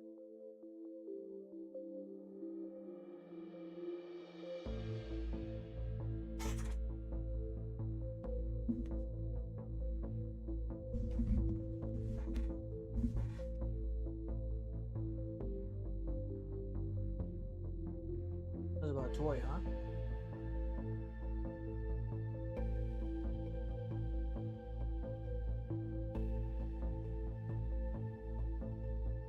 box, dummy. It's inside the box.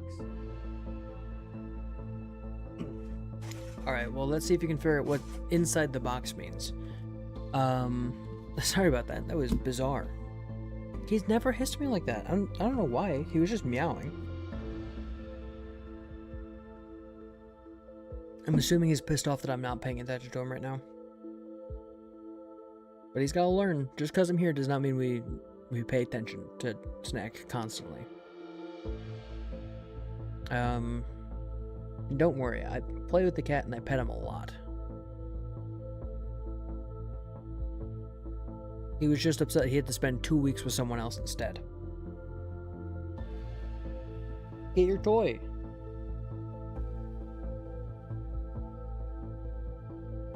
Okay. Once everything in the party finds this loot, a fishing rod with lure, 20 gold pieces, 15 rations.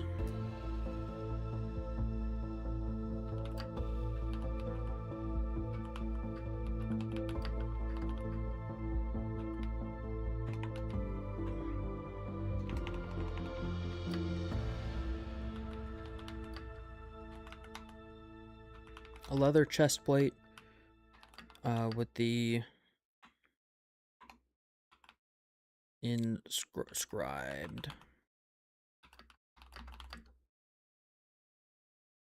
What this is, oh, Nightbot got someone. Good job, Nightbot. Good job. Wait, this just says prison. What does that mean?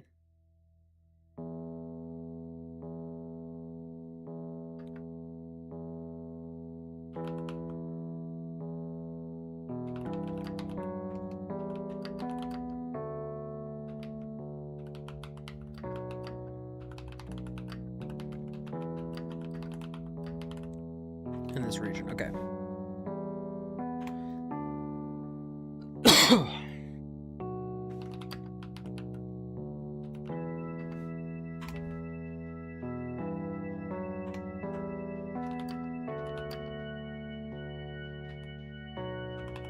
If the wormling was killed,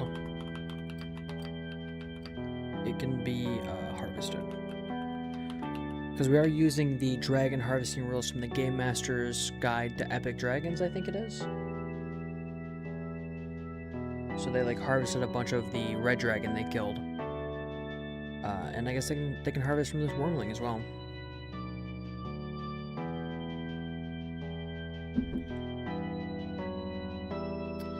Now,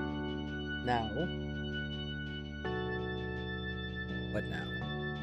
I think that's all I'm going to do on this for the time being. I will go back there and I'll write descriptions and things tonight, maybe? I don't know. There's so much going on. Too much to do. Too much to see. Too much. Much too much. Okay, let's jump back to the town that I'm building, the city of Rolskur.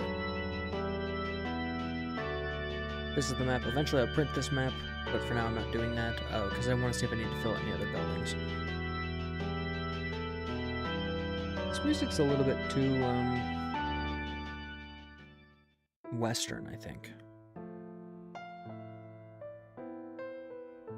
So we've got all these buildings. I will go through and write descriptions of these as well.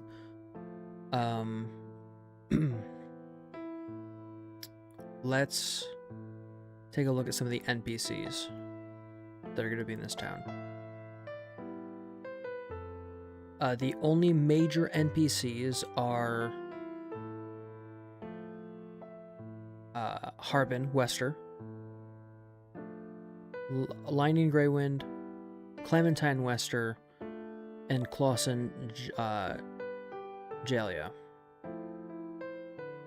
I think I left off on Lightning, right? Physical description, leather armor, motives, haunted by the injury. Yeah. She doesn't have an inventory. I guess she could drop her longsword or something.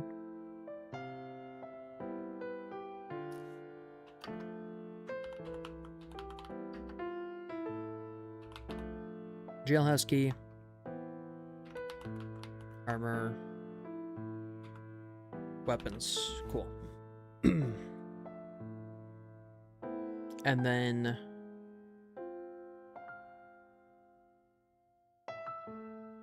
Hopipopostans, whose name is a very funny tongue twister.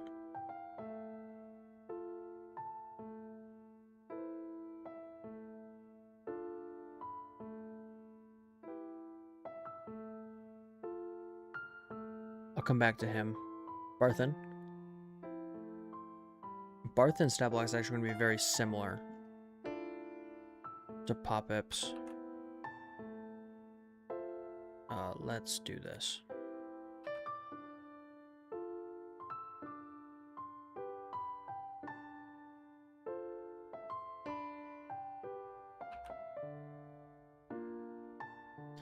And I'm running significantly less for everyone who's not a major NPC. If they end up being more important to the story than I expect, then I can go through and update it.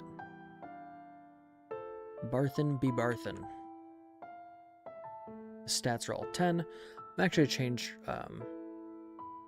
Pop-Up's stats a little bit. I'm going to make his intelligence a little higher. Strength, Dex, Constitution, Intelligence, Wisdom, Charisma. Okay. I'm going to boost his int to 14 and his wisdom to 16. But he doesn't use either for attacking. So his challenge is still 0. His passive perception should be 3 higher.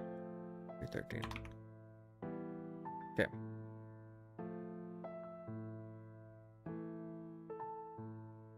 Oh, and his languages should include Draconic now. Because he's studying the archaeology of, like, Dragil, right? So he knows Draconic. He's not just a commoner. He's a little smart. Good job.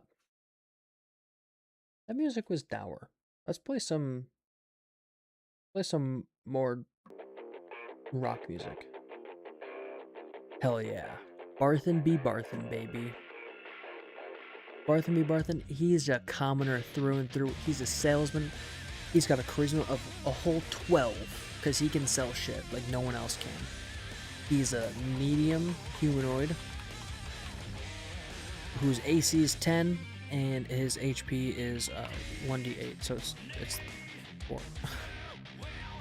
He's got a short sword. Nah, he's got an unarmed strike. Oh no, he should have a weapon, because he's guarding the store. What is his weapon? An unarmed strike. Catch these fucking hands. Alright. One target. His strength is literally 0.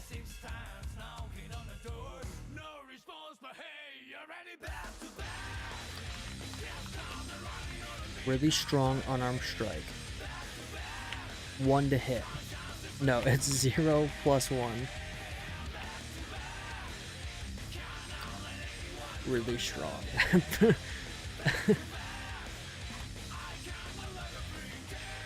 Bludgeoning damage. Cool. Fuck yeah. I can make him really weak and then just give him like One Punch Man, like 4d10 damage. No, if they fight the shopkeep, they can just kill him. If they want to kill Barthen again, they killed Barthen in the last one. Or they didn't. Someone used his heart attack medication to cover up his death because the party, like, ripped him off. They conned him for like 10 GP or something stupid. So he couldn't afford his heart medication, and an assassin took that opportunity to kill him, pinning out in the party. It was very funny.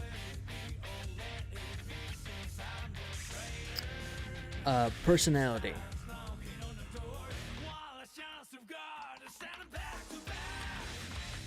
Barthen is a chill, laid back sort of dude. Sort of shopkeep.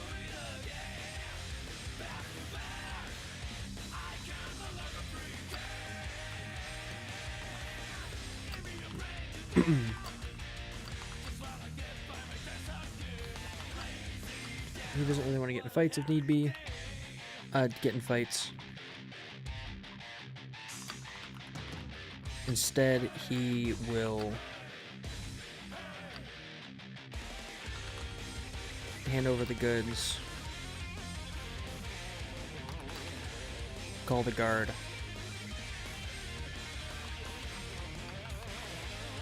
while the criminals try to escape.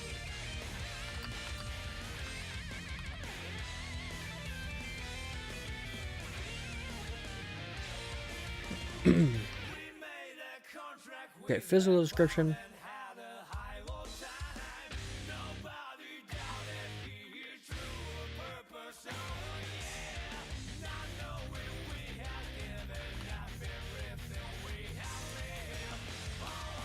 Was malnourished as a child and lives a sedentary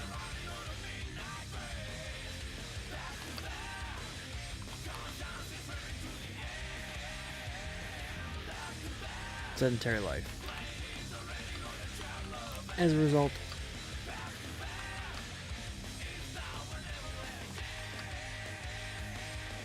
he's pretty frail.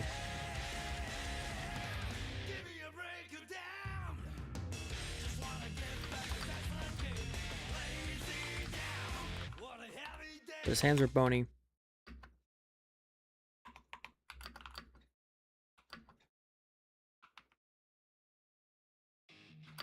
So he packs a bit of a punch.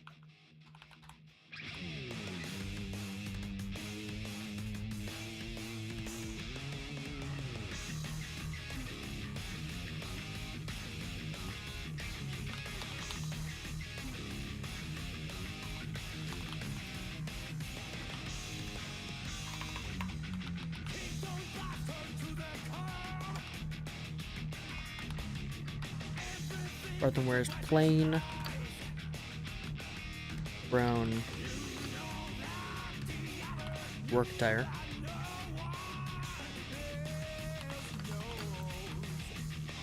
During the day. Oh, there needs to be a fucking inn. I forgot the inn. Oh my gosh, how did I forget the inn? I can't believe it. This is some bullshit that I've forgotten. We need to we need to get immediately back in here and build us an inn. Where's the inn gonna go? I guess the inn could go like here, right? We'll move this down here and make this building a little bit bigger. There we go. Where's the party to sleep? Oh, hang on. I had something in my mouth. Where's the party to sleep? Forgot I can't talk through stuff. You can't talk and drink your tea at the same time, Mr. Soup Man. You fuckwit Soup Man.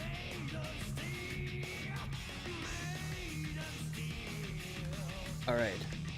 Where did the city go? Rolskur. 12.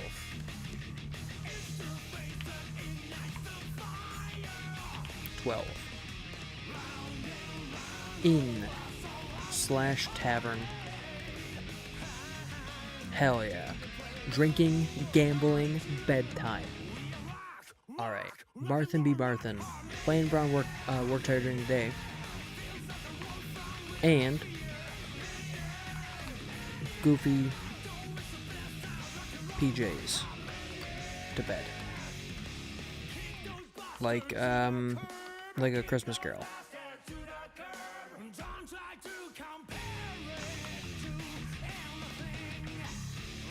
A Christmas Carol? Is that the right movie? The one with Scrooge?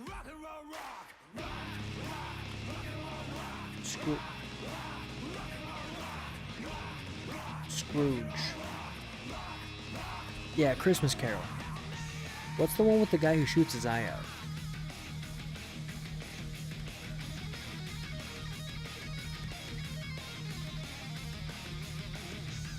I don't remember.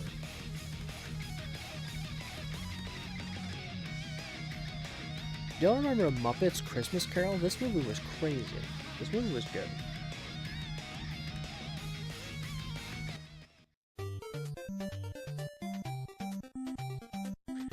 I listened to a funny like comedy podcast that has like a Christmas special, and they did a whole bit. I wish I could remember who this was. They did a whole bit about A Muppet's Christmas Carol, where this is, and I don't believe that this is real, right? I don't believe that this is real, but they talked about like Michael Caine being on set with the puppets and like being overtly sexual and like doing drugs and shit, and I thought it was very funny. What did this get on IMDb? It says a 64 Metascore, which is not great, I guess. It has a 7.8 stars. So the reviewers just bad at their job?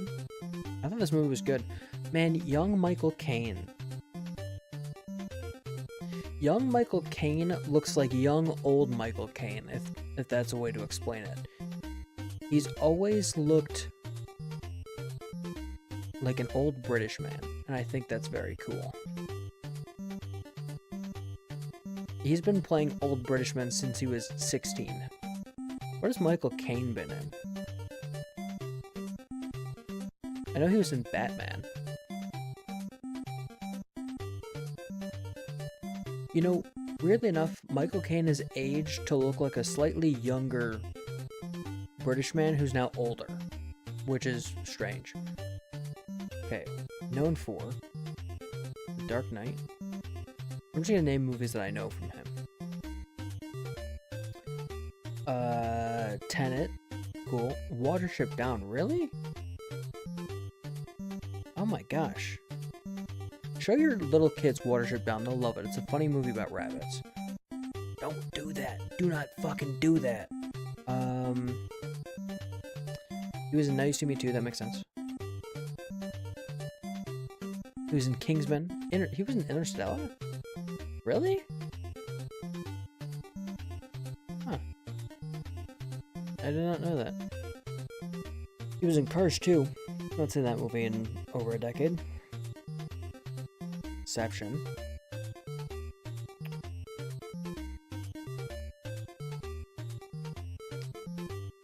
What else would we... Talking about Michael Caine, everyone. The British actor.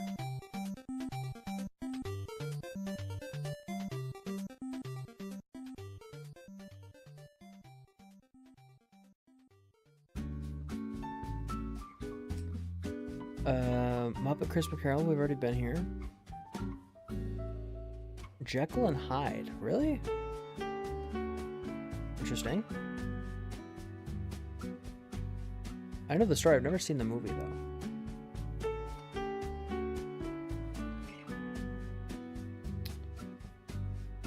What? I mean, he's been in so many movies, oh my gosh.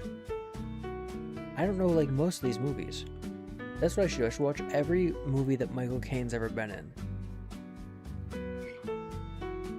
in order.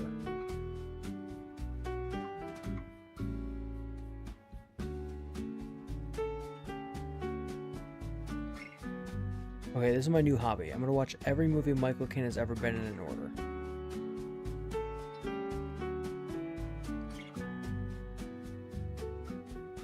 And I will report. I'll make like a video on it. I watched every Michael Caine movie ever. And here's what it did to my liver.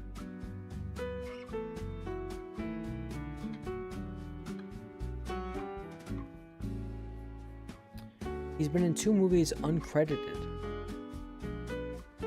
Oh my gosh, he was in a movie in 1946? I hate to say it, but Michael Caine might be getting a little on in age, and that's concerning.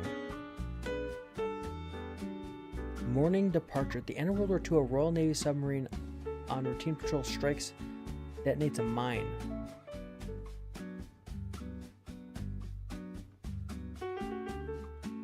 It's like, it's in black and white. This movie is very old. Oh my gosh, all of these people who were in this movie, except for Michael Caine, have to be dead, right? I think that every time I see a dog in a movie, I'm like, this dog is dead, unfortunately. Airbud, the dog that played Airbud is for sure not alive anymore. I'm so sorry to anyone who's just learning this, but Like 90% of the animals you'll see in a movie, one, modern movies, they aren't real because you can't get away with it. Old movies, ooh, sorry. Oh my gosh.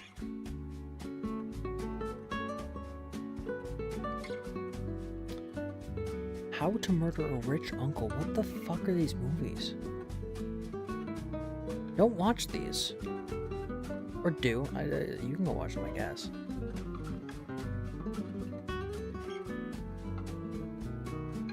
Okay, yep, this is my new hobby. I'm gonna watch every Michael Caine movie ever. I need to find out where to find where Morning Departure is watchable.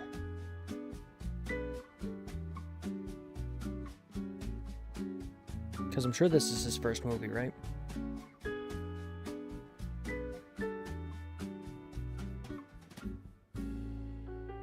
Credits as an actor. Can I sort this by in order? Okay, yeah, so I want to be an actor. Can I sort by, like, TV? Or by movie?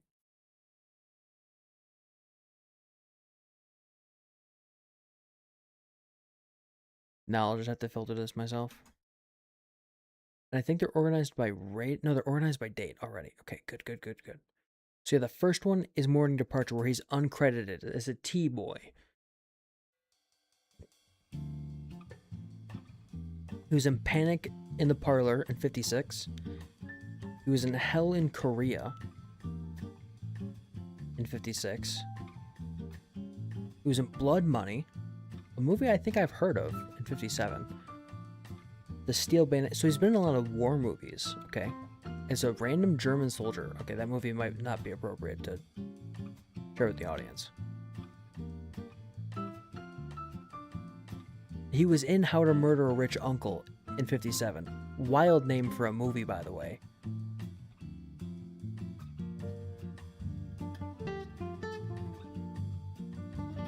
What else? A Woman of Mystery. Oh my gosh. Alright, this is what I'm doing now. I'm switching it up. We're done with D&D. I'm gonna watch Michael Caine movies.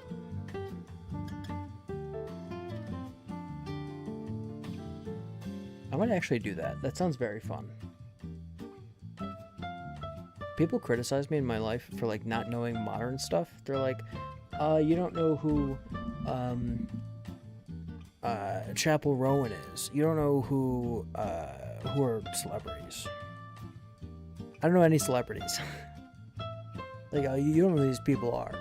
You don't know what their music is. You don't listen to modern music. Like, no, baby, I'm watching 56 Michael Caine movies. 1956, not all 56. I'm sure he's got more than that. I'm watching Michael Caine, baby. I don't have time for Chapel Rowan. The fuck do you think I am?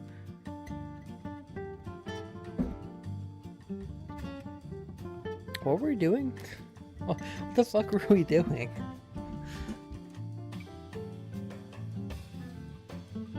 Okay, I've already written everything I want to about Barthen. Barthen's a funny guy. He's the shopkeep. Now,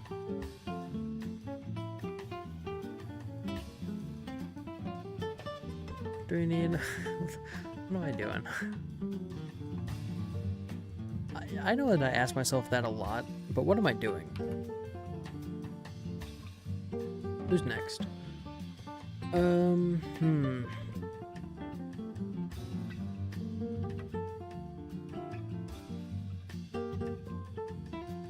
Let's write Halia Thornton next.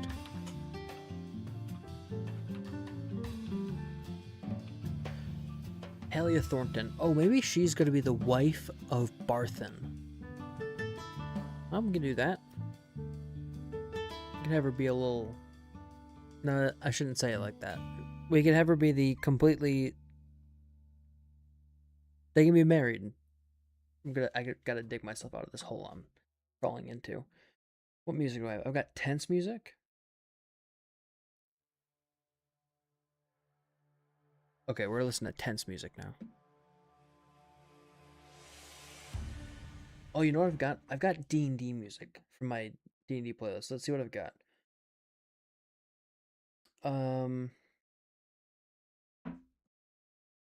Okay, there's some stuff I can't play from Spotify. I can't play most of this from Spotify, unfortunately. I can play rain sound effects. You want to listen to rain? Okay, you got 5 minutes of rain.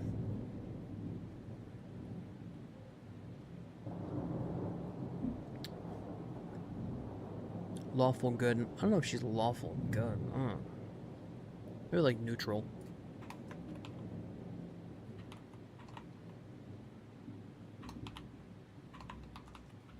Is that how you spell neutral?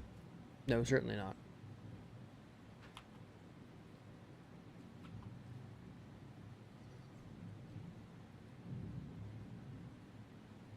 That is not how you spell neutral. Neutral. There we go. AC's 10. She is going to have a slightly above average strength. Because Halia Thornton is the head of the shipping, correct? Correct. Shipping.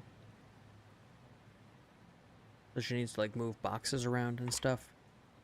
We got her passive perception is fine. Really strong arm strike. No. She'll have like a short sword. Grab pop hips. Short sword attack.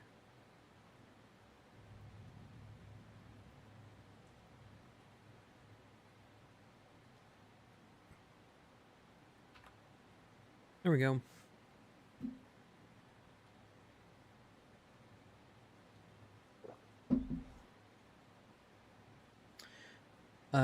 Okay.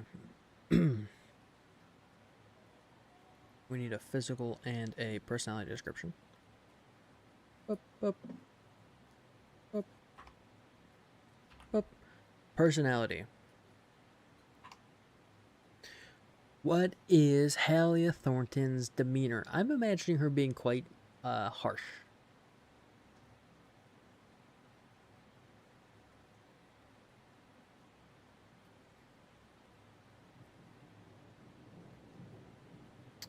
Maybe just mean? Is mean fine? She'd be mean, I guess.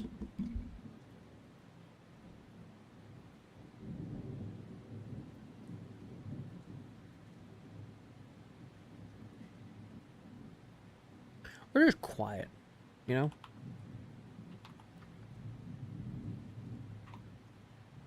A quiet woman consumed by her work.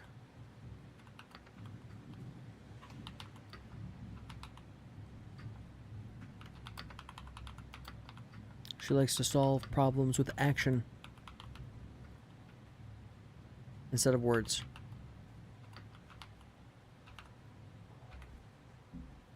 And that should be enough.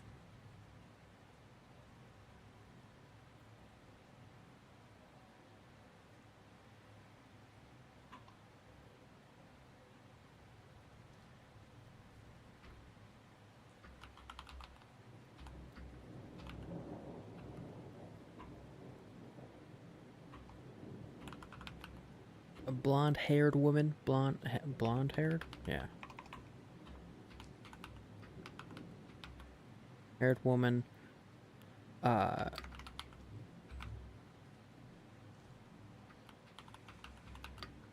She's dressed for manual labor.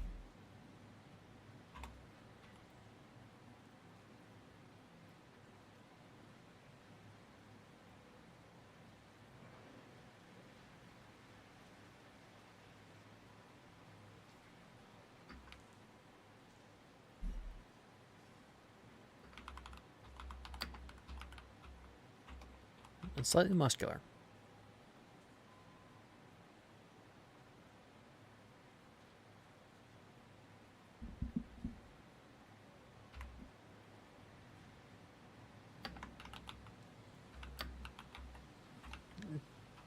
Discontented. Dented.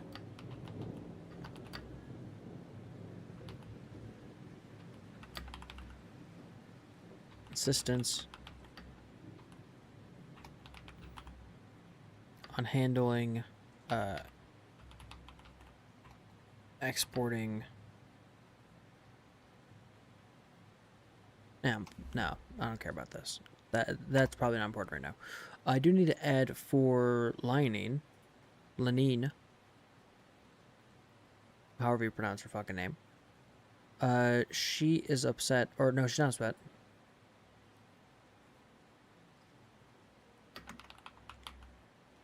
While Harbin was away in the Outer Isles,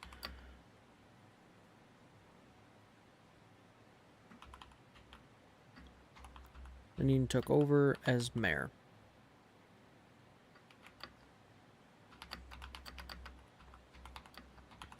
For a short time. Yippee, done. Okay, let's jump to who's next. Okay, that's enough rain. That's enough rain. I thought I had more music there. I've got grand music. What does this mean?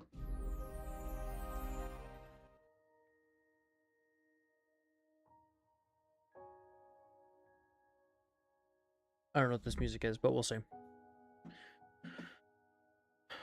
Oh, we can do Clausen next. Clausen. We need a stat block, which will be based on Clementine's stat block. But he's a Harengon, so we need to take that into account.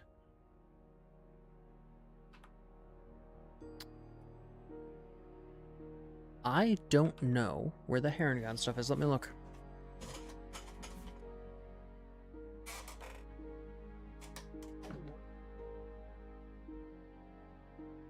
I guess we'll see, won't we?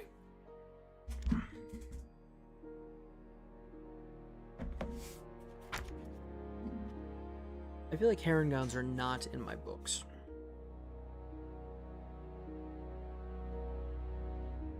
Hobgoblin. No, not in this book at least. Maybe they were Tasha's.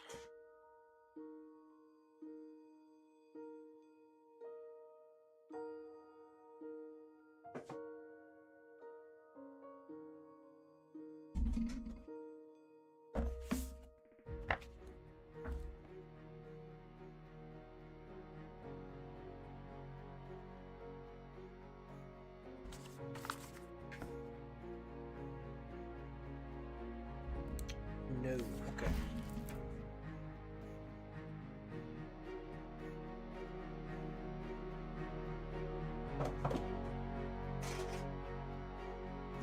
Let me look on the internet. Harengon 5e.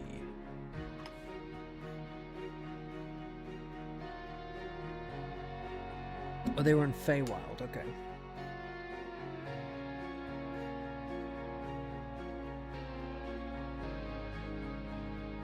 Someone's shooting a gun outside. Harengons.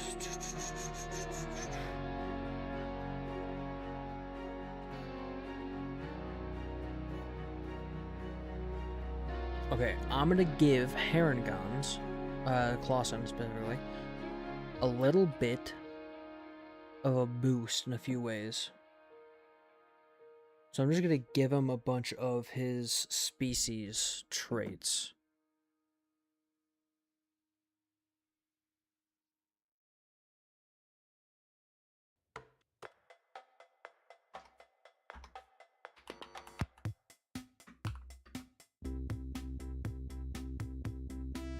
Name.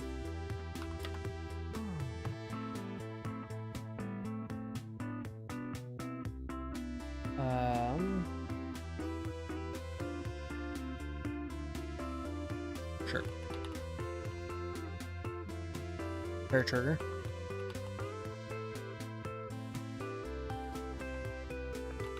Description.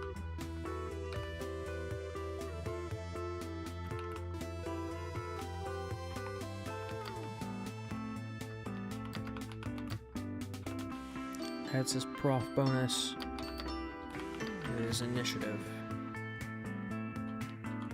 Two rolls. There we go.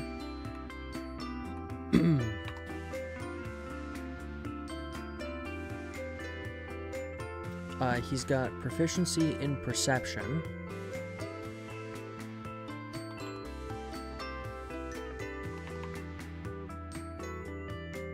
Saves, skill saves, damage resistances. Dictionary description, bonus action spells, notes.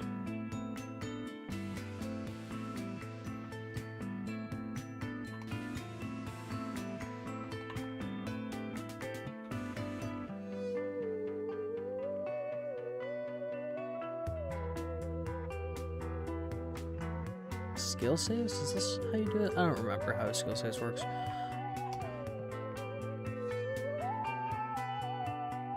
I think there should be skill proficiencies, and I just don't see that. So I'm gonna bump up his passive perception by 2. Call it a freaking day. Oh, but his dex are really low. I think I'm gonna swap his. No, his charisma should be high. I'm gonna swap his con and his dex, because Haragon should be pretty dexterous. And maybe I'll swap some of his wisdom for this as well. We'll bump him up to like 14 dex, and that should be fine.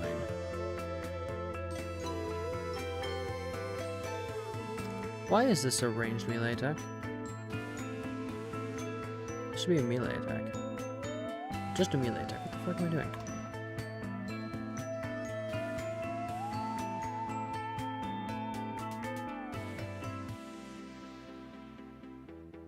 So he's gonna get Hair Trigger. He's also going to get Rabbit Hop.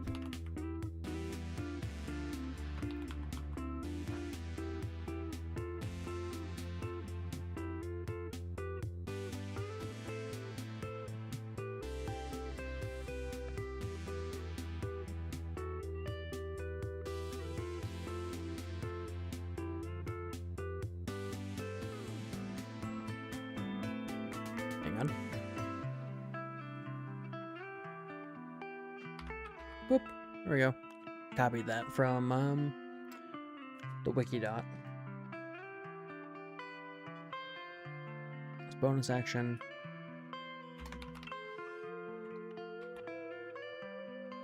Oh, this just go under bonus actions, not traits.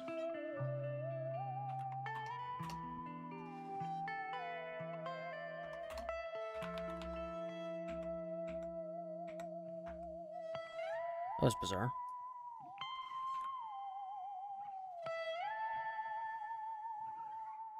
Class can jump a number of feet equal to 5 times his proficiency bonus.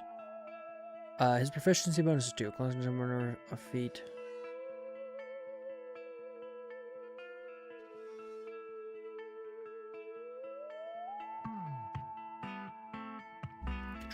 Jump 10 feet.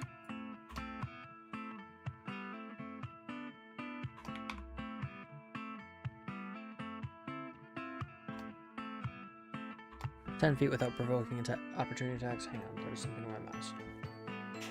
Making it difficult for it to track. You wouldn't believe it, it's a fuckload of cat hair.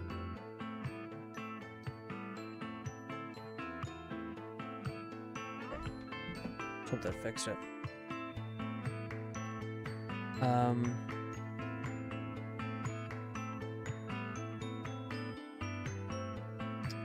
Rabbit Hop 2 times per day.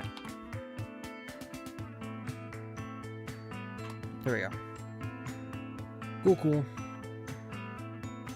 Since I don't have Harem Guns, this will have to do.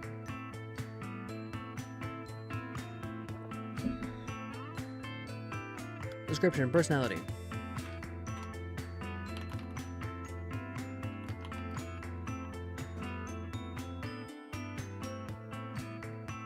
Clausen is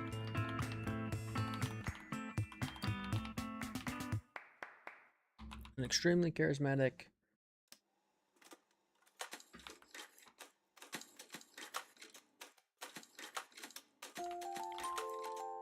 Haranagon.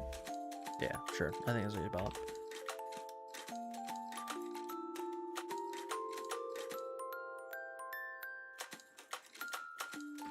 With business acumen. Business acumen. Acumen, there we go. I'm using this word correctly, right? Acumen?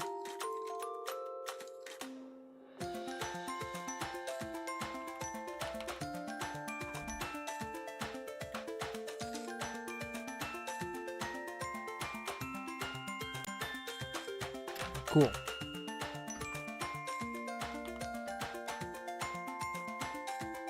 What else is he? What does he do? He's a deal maker.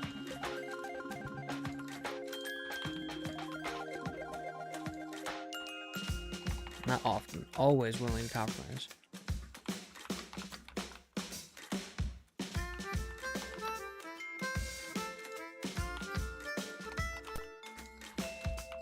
Move his goals forward.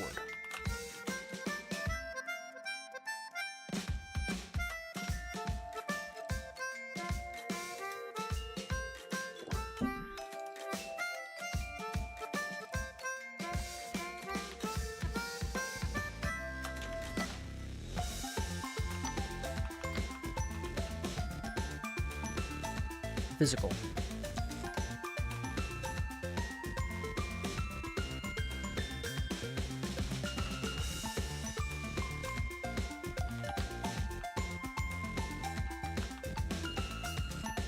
Clausen has the appearance of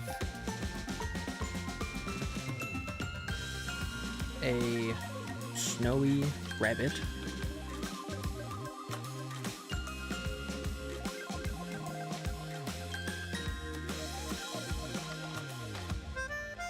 Dressed in a fine suit.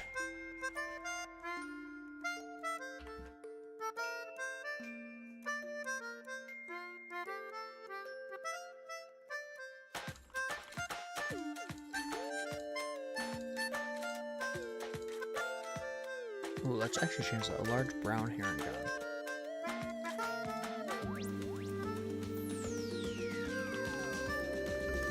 Brown humanoid.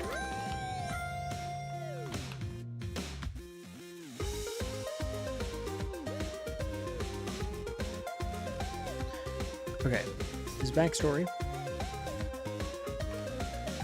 is something we'll write in a second. His motives we'll write in a second. His goal, his main goal, is to blow up and then act like you don't know nobody. His goal is to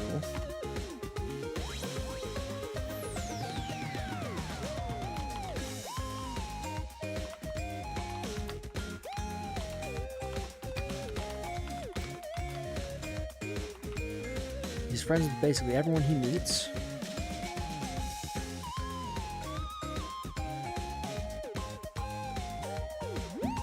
But his one true friend is a business partner he knows in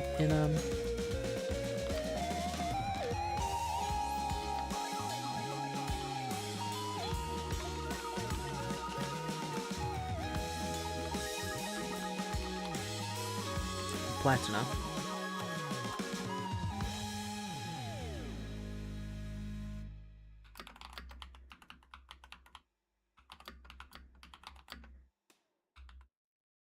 With Lenine Greywind.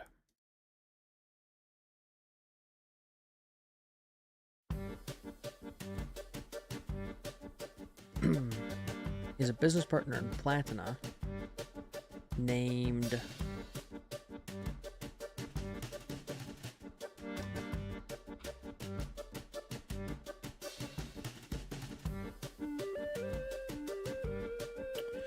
trying to figure out what the name should be. Actually, let me see if I've written it down.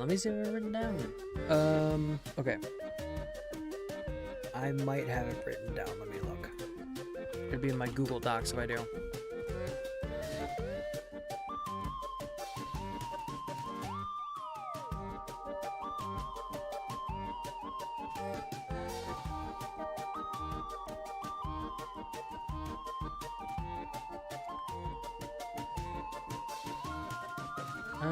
Okay, I've got notes here.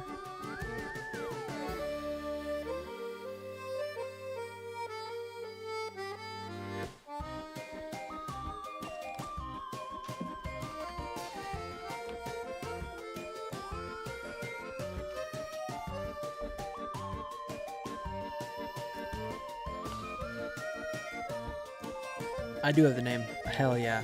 Good job. I wrote this down. Vessel Gammond. We need to add new note. Vessel Gammond.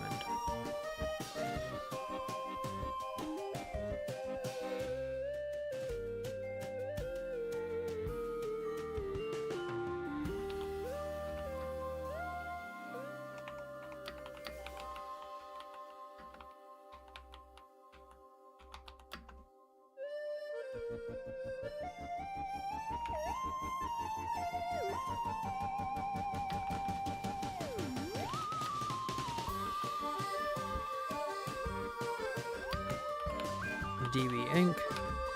This is all tie-in stuff for a different adventure, a different campaign that I want to iron out a little bit. I should probably look at this, right? Because I've got my DB Express notes here under Crooked Moon, don't I?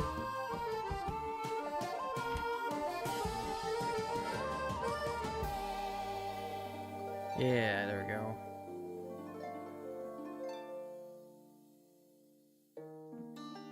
I actually need to change one of the names because I just changed it. I modified my notes a little bit.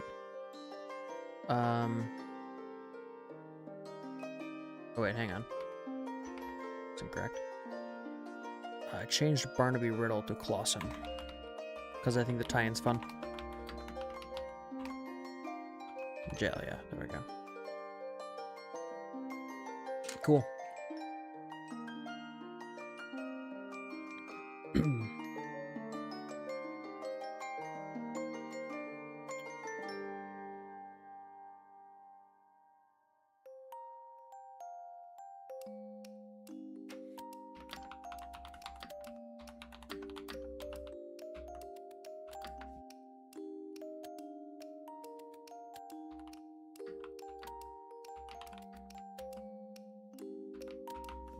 Train arrivals, but this game cool.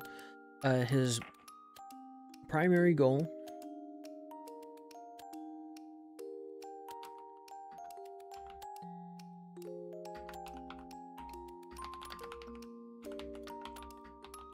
to work his way up the ladder in the train industry, in Dragil's train industry.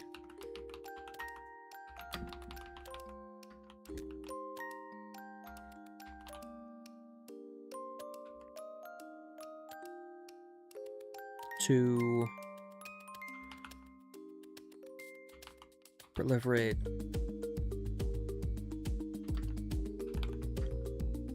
the DB Inc. business. There we go. Hell yeah. His backstory. What is Clawson's backstory?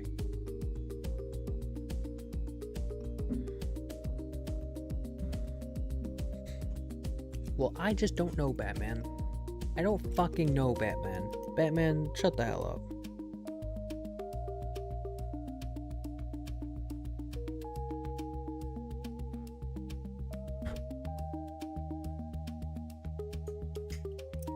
Sorry, I was looking at something. Okay. What is his frickin' backstory, man? I don't know, maybe I should come back to it. Because I'm a little writer's blocked. A little writer's blocked up right now.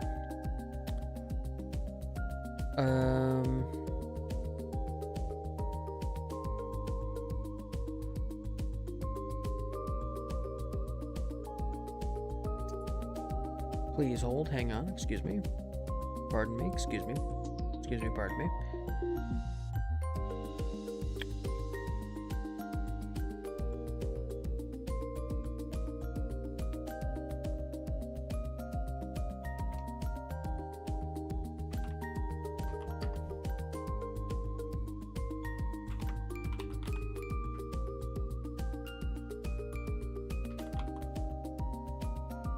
Okay.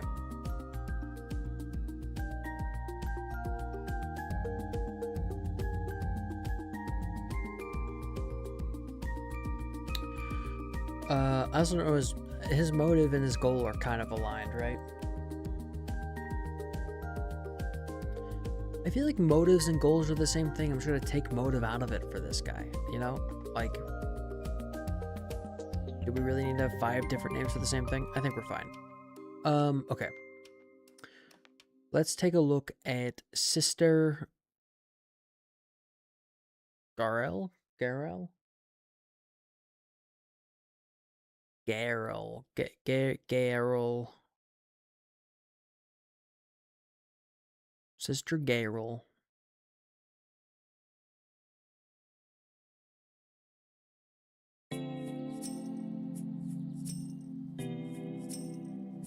This is old music. Back in the day, back 2 years ago when I started this.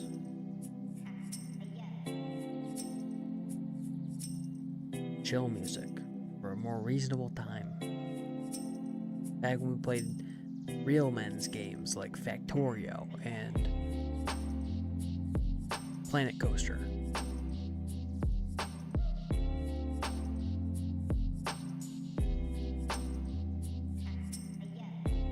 What is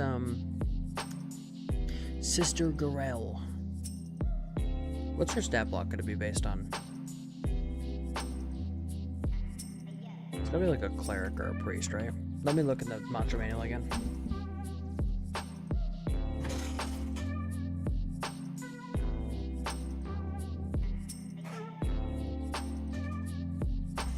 The monster manual is the theme of the day, everyone. The theme of the day.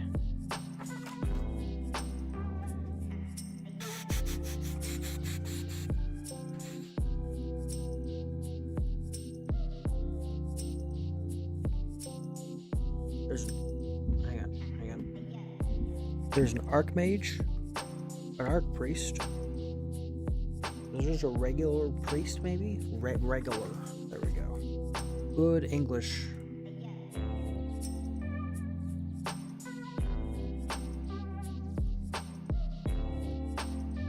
Priest, there is 248.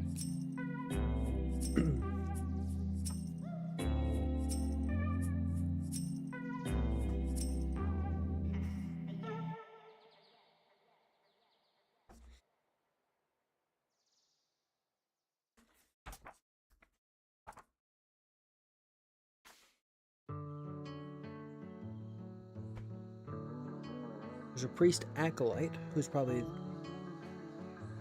the best for this one, right? Priest. A normal priest has like 2 CR2. A little bit much. I'm gonna make them an acolyte. That's fine.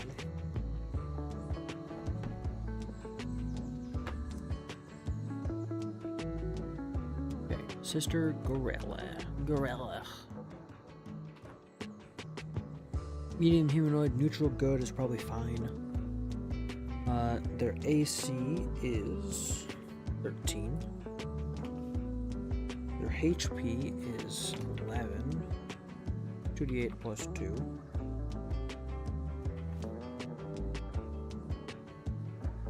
Their languages, common is fine. Stats. A strength of 14, which is impressive. Dex of 10, con of 12, a int of 10, wisdom of 14, charisma of 11. Speed is 30 feet. Everyone's speed is. 12 for passive perception is okay. I've not been adjusting CR for anyone. Whoops.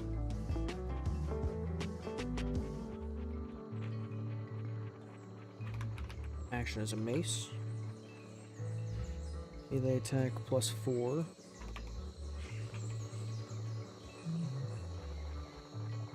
Reach 5 feet. Hit is 5.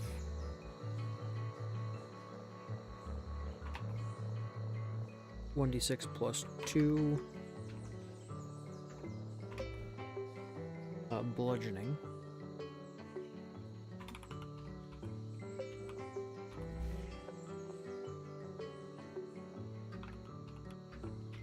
+2.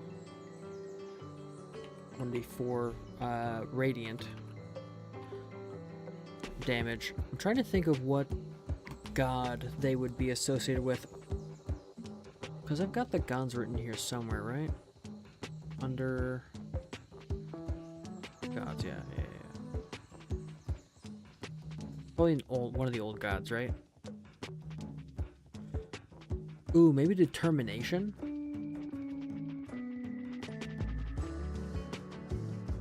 Because, like, this is the industry place, so they worship determination.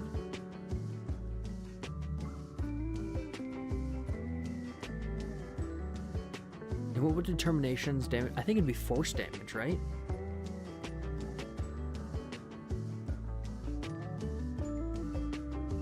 Okay, yeah, force damage is cool.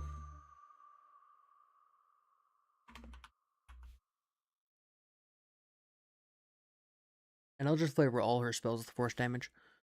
Or just rewrite them to be force damage based. Biking. There we go.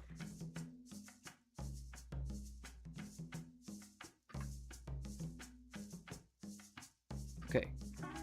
Name? Radiant Flame.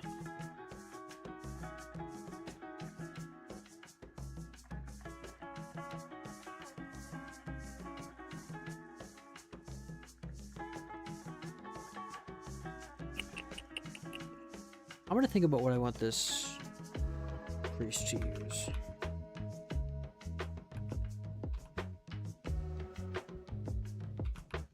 Spellcasting description.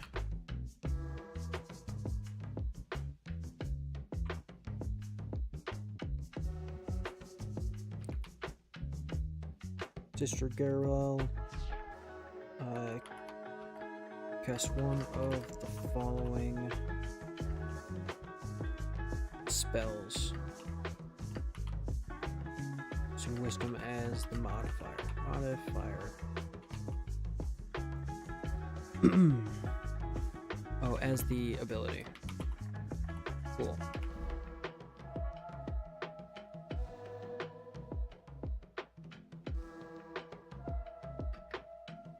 And then it's at will.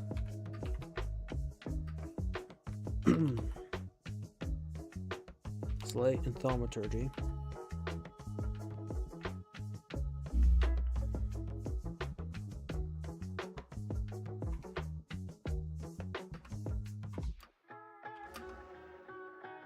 And then I'm gonna have her, instead of casting Radiant Flame, what if I just give her a level 1 guiding bolt at will?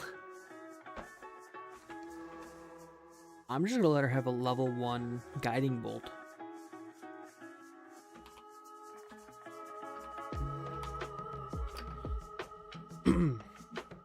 It's a little strong, but that'll be fine.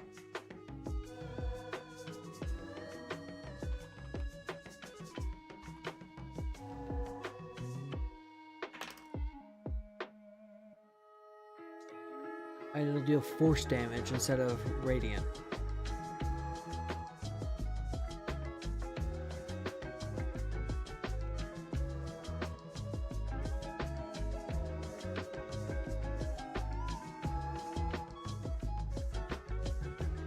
Yeah, that's kind of cool. Okay.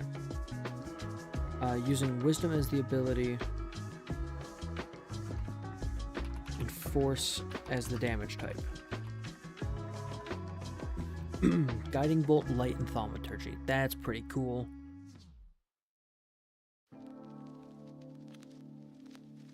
And then bonus actions. She is a bonus action. That's pretty sick. I think it's funny I'm putting this much effort into something that will probably never ever come up. Oh, whoops.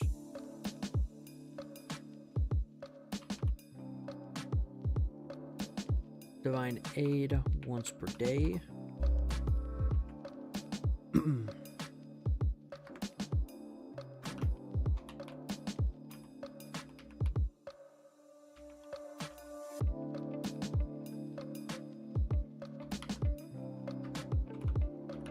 cast Bless. Healing word, oh my gosh. Healing word.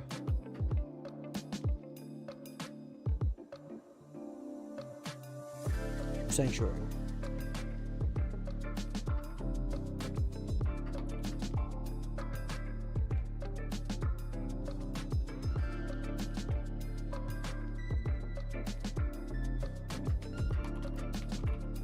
Using wisdom as the ability. Okay, cool. That's pretty sick. I like that. I'm leaving the monster manual out now that I know that I need it.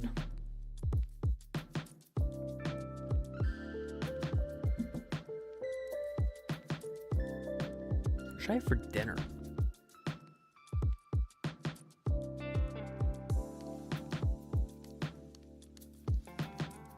Okay.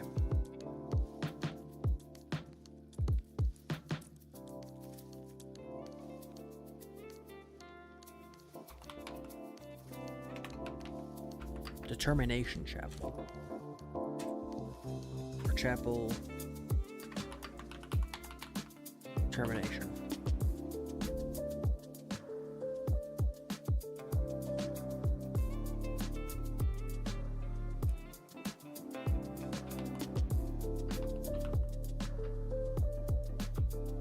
Entering this chapel grants he sees the benefits of a short rest automatically.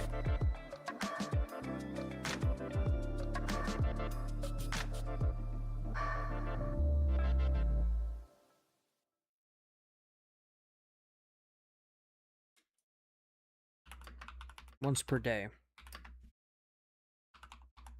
Outside of combat. Entering this chapel grants PCs the benefit of a short rest. There we go.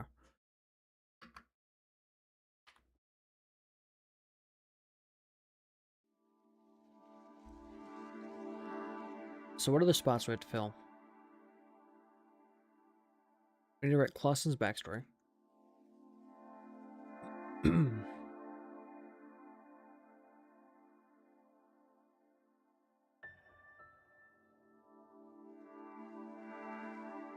We need an NPC for the port office.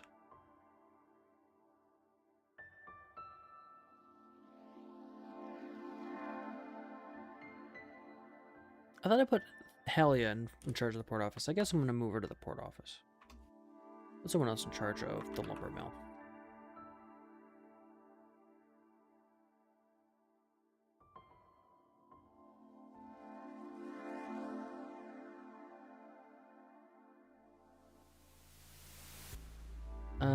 The fishery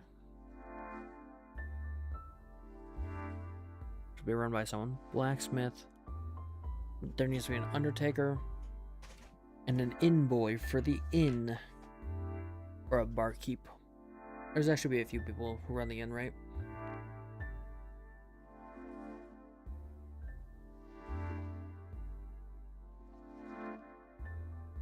You need someone to manage gambling, someone to manage the bar, like kitchen staff and things.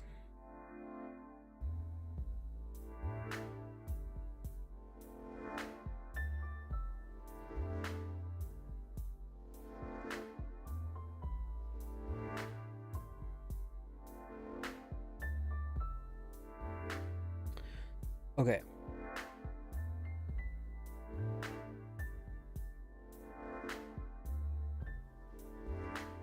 There's plenty more to do, but I'm going to take a break here in a minute. But before I do that, we're going to go... Hang on.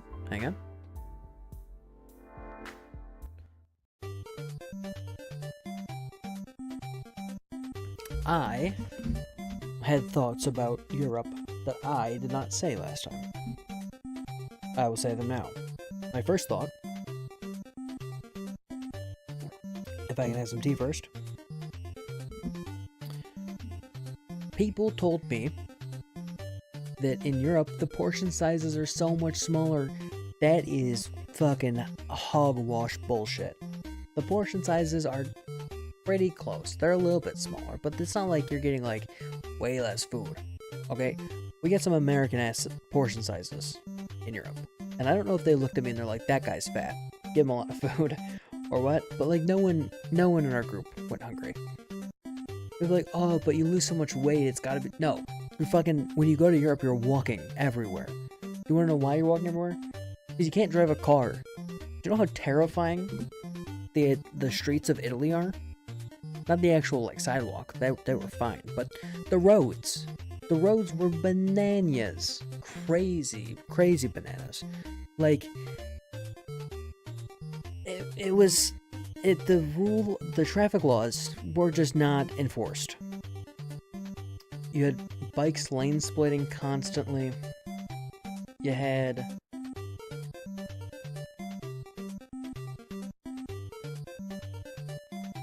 cars weaving in and out of traffic willy-nilly. In Ireland and Northern Ireland, people just parked on the frickin' sidewalk? No one parks on the sidewalk in the States. We've all got driveways. So you have to walk everywhere. And you don't really go to crosswalks, right? I mean, you can. There's some crosswalks. But a lot of the time, you're expected to just walk into the street and assume that no one's gonna fucking get you. Like, there's a lot of unmarked crosswalks that are crazy busy with traffic that don't have a light. They're just like, yeah, send it. Fuck it. Jaywalking laws are not a thing here. You know where jaywalking laws were a thing? Regular Ireland. You know what they never enforced? The jaywalking laws. So you could just do whatever you wanted. It was a free-for-all, the roads. I don't understand how you do that. My legs hurt so bad on the way back. I had shin splints, man. It was like middle school track all over again, except I was way fatter because they fed me so much food. And do you know... Hang on.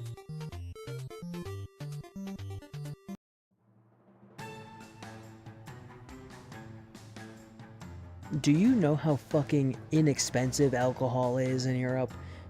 If I lived in Europe, I would be an 800-pound alcoholic. Oh my gosh.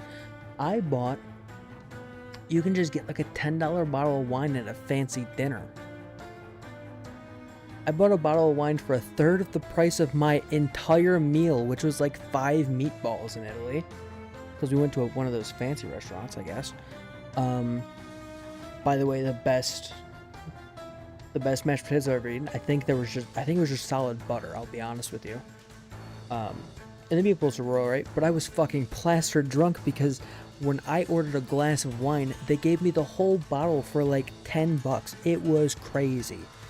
It was crazy. I can't believe it. I expected to go have a healthy vacation where I walked 20,000 steps a day. You know what I got instead? I got exactly that, because it turns out walking 20,000 steps a day, you can just kind of eat what you want and you're fine. As long as you don't overdo it on like candy and shit. I'm sure that bottle of alcohol, or that bottle of wine did not do me any good. It's so much different. It's so much different than I expected. And it's also the same, because everywhere's the same. You go different places and you're like, it's gonna be so different. And then it's the same. You know what was different between Italy and America, besides the traffic laws? Fucking, there's no suburbs. That's it. That was the one difference I noticed. They spoke a different language than me, which was fine. And they didn't have suburbs. And they seemed chill about it. It goes straight from urban to rural. Like, there's like a hard line you can see from the sky. That doesn't exist here in the States, but it was cool. You know what? There's one other big difference. The trains run, and they're pretty good. I kind of like the trains. I wasn't a big train guy because I've been stopped so much driving my car, but just getting on the train and going places was cool.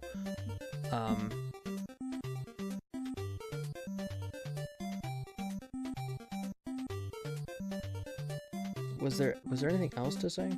I bought a pocket watch, bought a cool hat, which I'm wearing both. See, listen. I don't know if you can hear that. Here, I'm gonna crank the gain. Watch your ears. Okay, now I have to whisper.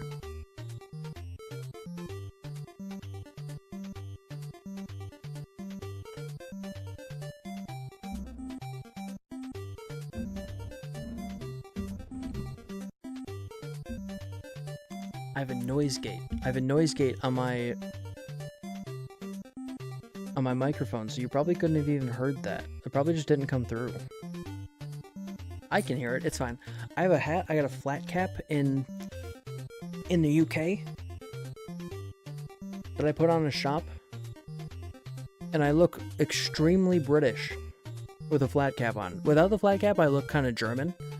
And when I have long hair, because I used to have long hair and I tie it back, I looked very Northern European, or not Northern European, like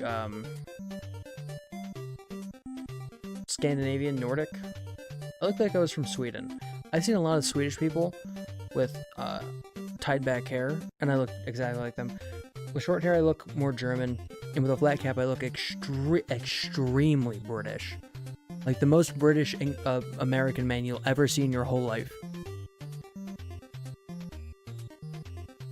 Which is very funny. What else was cool about that trip?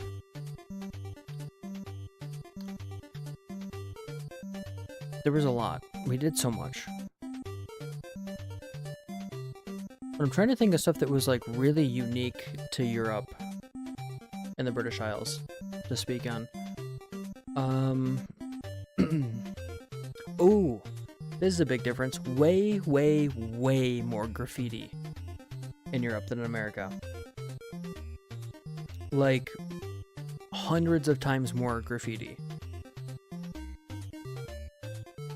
And I don't know if it just stood out more because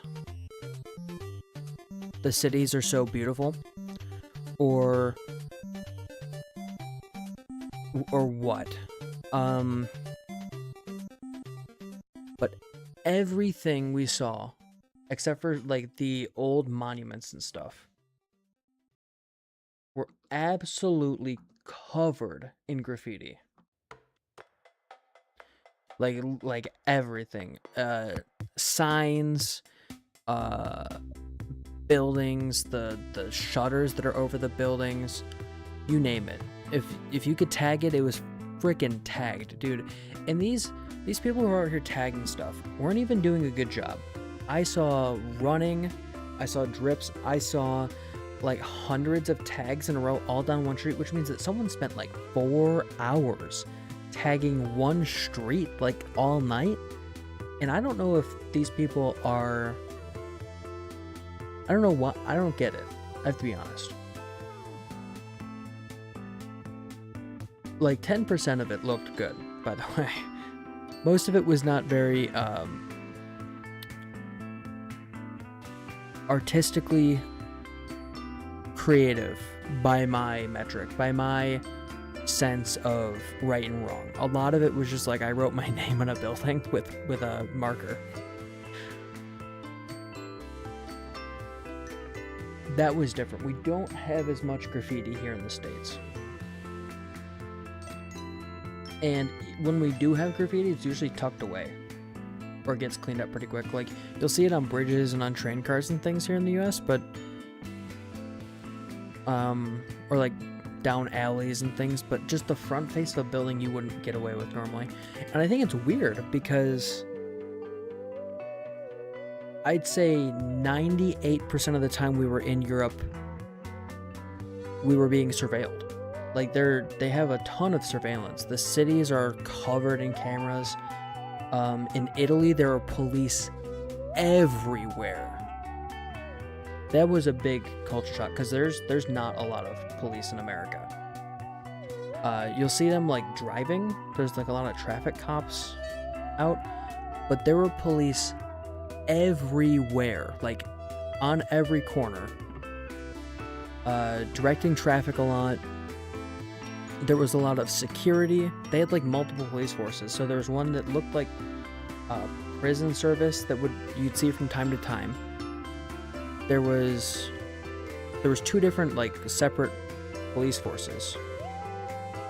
I think there was like traffic police and then there was like law enforcement. And I couldn't tell the difference. They wore different uniforms. And then there was like military security who were carrying rifles and things. which was that's incredibly different. We do not have that level of policing here in the United States. But you were always being watched by either a camera or a cop or somewhere, and I don't know how you get away with that much graffiti under that scenario. I just can't make sense of it. Same thing in the UK. In the UK, there's a lot less police, but a lot more cameras. Like cameras, and they're kind of known for their CCTV, right? So there were cameras like on every street and every corner. You'd be hard pressed to anywhere but an alley really get away from the cameras. And obviously we weren't, I don't think, surveilled in our hotel rooms. I hope not. But yeah, and I didn't notice any police in, or no, we saw one police car in Ireland.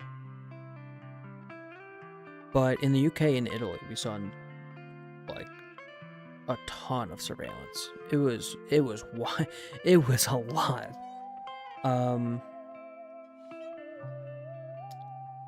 What else is different? Smoking? Oh my gosh, you can smoke everywhere in Italy, man. The flights smelled like smoke. Every building. I had to wash all of my clothes. I'm going to have to burn my suitcases, I guess. I'll probably just like throw them in the bathtub or something. Because they reek of cigarette smoke. So much cigarette smoke. I did not realize how big of a thing it was there.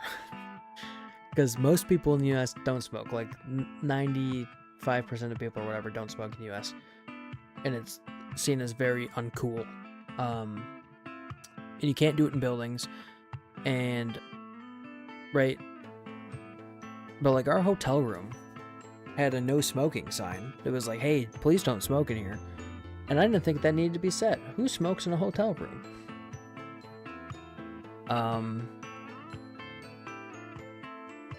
What else? The casual acceptance of pickpockets was not something that I expected. There's a lot of scams and pickpockets and things that are not common in the US. You're actually, I think, much more likely to be mugged in the US. Which, if you're from outside the US, you know what a mugging is. A mugging is when someone beats the pants off you. Usually in the dark. Or when a group of people beat the pants off you and just nab your wallet.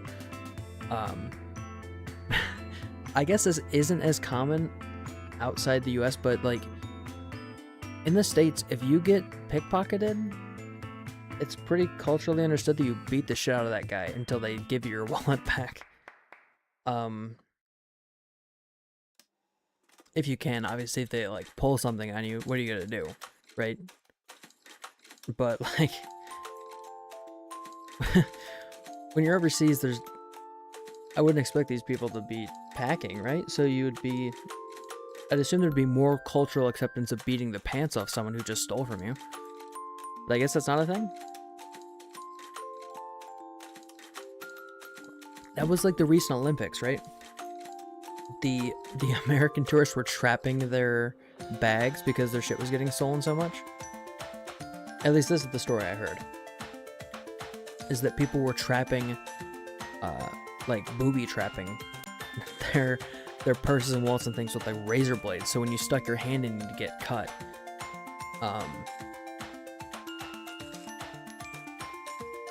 Which we are creative people, if anything. We're very creative. What else was different? Or unique to me?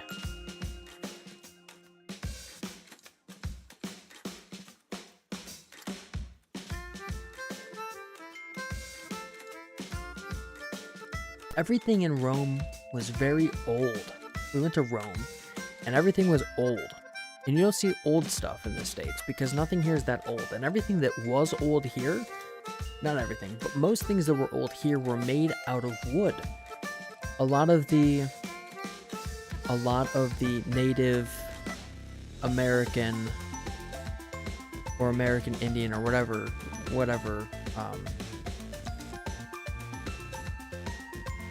the term changes on based on who you talk to, right? a lot of the stuff that they built was built out of wood, not a lot of stone, because we have so much forested area. We have like one of the highest percentage of forested area in the U.S. Right? Obviously, you've got your rainforest down in South America, but we have so much like pine and oak and stuff that if you needed to build a structure, you just cut down a tree. You don't have to go mine stuff out of the ground. So, and I don't think there was much of a drive to learn mining anyway, because I know like there's some spots in the Midwest where you can find copper just sitting on the ground, like metallic copper just sitting on the ground, because of like the glacial melt and things. All that stuff got kind of churned over. So you find, they call it native copper. And we've got records of the Native Americans would build copper tools out of this just raw copper, this raw metallic copper that you find. So I don't think there was much of a drive to actually learn that kind of tool work. I also think it's interesting that the northern civilizations in the US, I think, are about as old as the Romans would have been, but they don't have the buildings that the Romans built. Massive fucking built, like huge, like crazy big fuck you buildings just to prove that they were cool. And we don't have that in America. We had like long houses and like we've got the pyramids down in South America, right? And some old houses that are still standing. And the mountains. Well, we've got a few big things in the US. Like there's a section of cliffs in the west, the southwest, that are carved out to be houses, but they're really old. And like, I don't know if we know what they were used for specifically. I'm assuming just a settlement.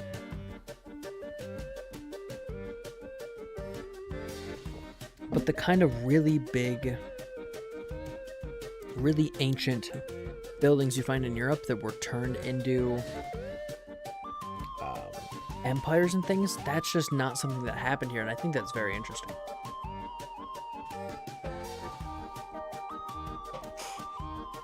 And I wonder from a historical perspective, from like a archaeological perspective, why Rome, why that Mediterranean area progressed so quickly, and why a lot of the Western Hemisphere did not progress as quickly, you know? I'd be interested. I'd have to talk to a historian about that. That'd be cool. What else was cool?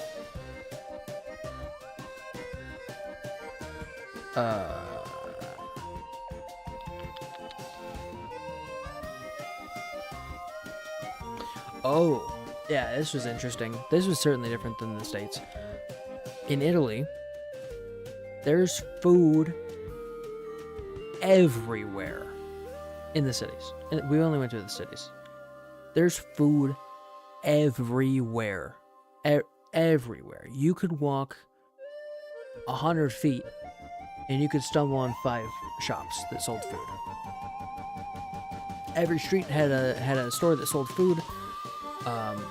I think literally every street we saw sold food to some extent, whether it was fast food, or if it was like a sit-down fancy place, or if it was like a mid-tier mom and pop, or if it's a freaking bar, or if it's a student place. There's so much food. There is a ridiculous excess of dining establishments in the city of Rome that I don't know how. One, I don't know how the prices were as high as they were. Okay, obviously it's a tourist place, but still, there's so much competition.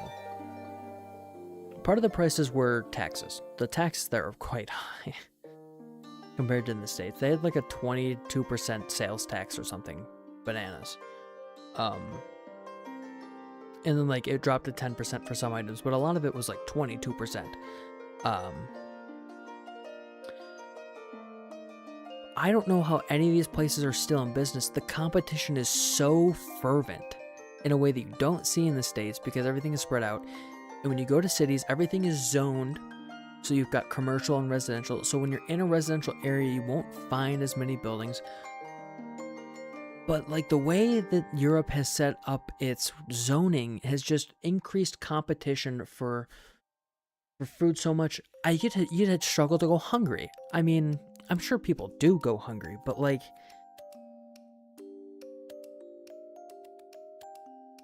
you could eat forever and you would never ever get to the end of the restaurants. It's crazy. It's ridiculous. And you can get all sorts of food, like all sorts of different types of food too, obviously, because it's a city, right? But like, they had Japanese fusion. There was like a bao place, a few bao places within walking distance of our hotel. There was dim sum all over the place. And I think the big winner here, and I don't say this lightly, is the UK. Because the UK colonized everywhere, they have all the food. They have every type of food you could possibly want.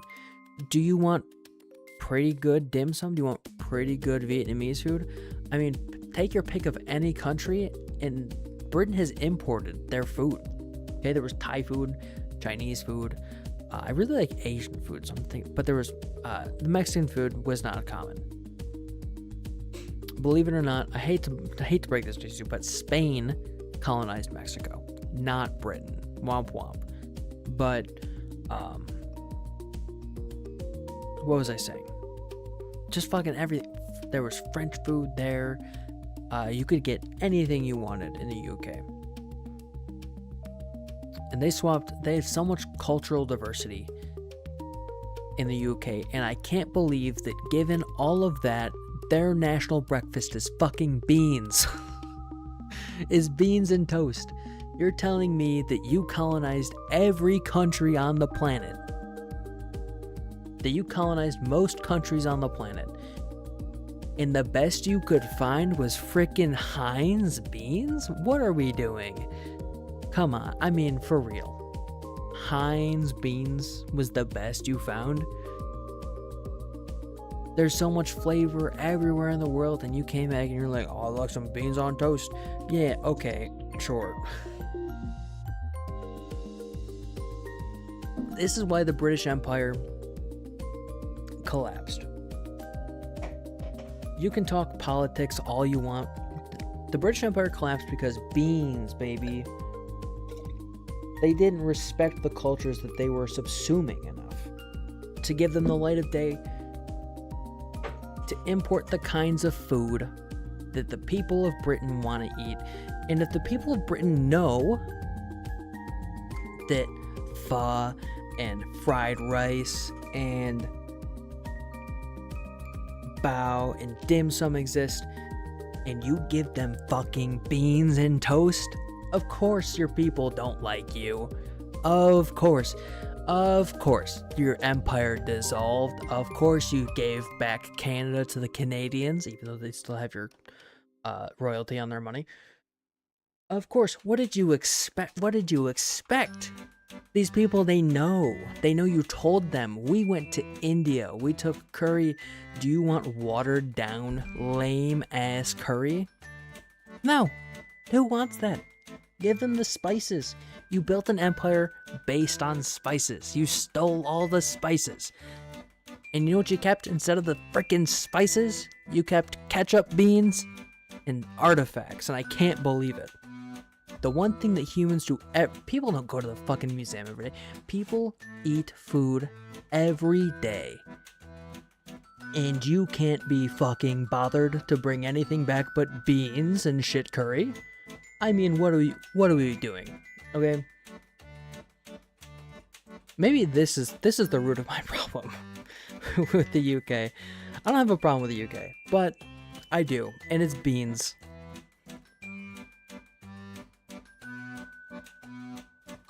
What else is different?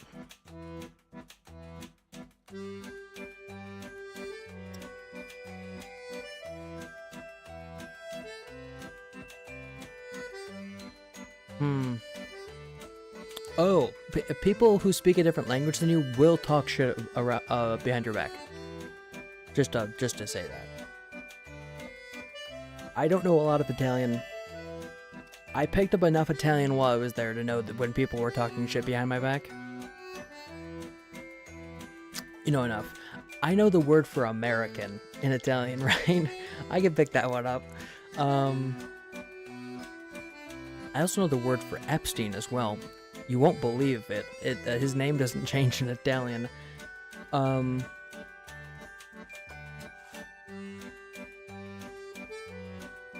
So that was fun. I got to listen in on a conversation of Italian students talking mad shit about America, which was very fun.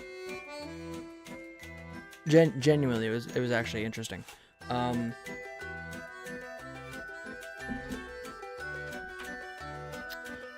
What else? What else?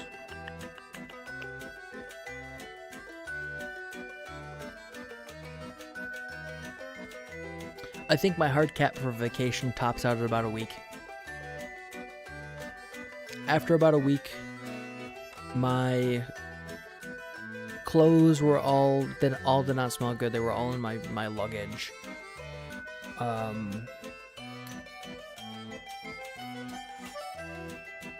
I got sick of missing work, you know. I was tired. We were walking. My legs hurt so bad. The exhaustion stacks up day after day, so you get like you're not sleeping as well because you're tired, and you're just like accumulating stress, right? So I think about a week. If I go more than a week, I just can't do it.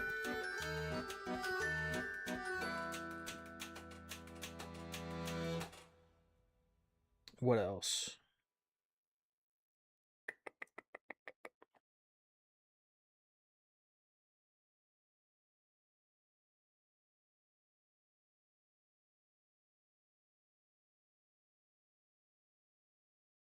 I don't know.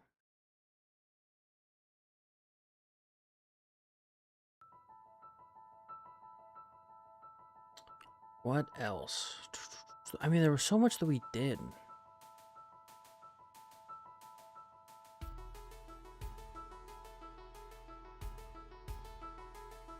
Trying to think. I have learned an important lesson. I do not like stout beer. It just doesn't sit well with me. It tastes like rotted wheat. I don't like beer really anyway because it sits in my stomach real bad. Makes me feel ill. Much for liquor, right? Or like malt drinks are fine, I guess.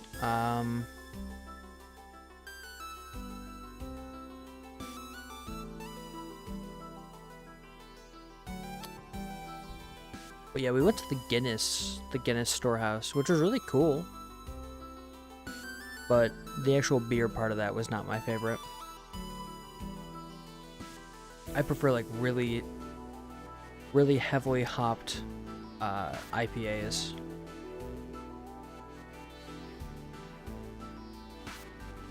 But, you know, I gotta already be drunk to drink a beer, honestly, because I just don't like the taste of it.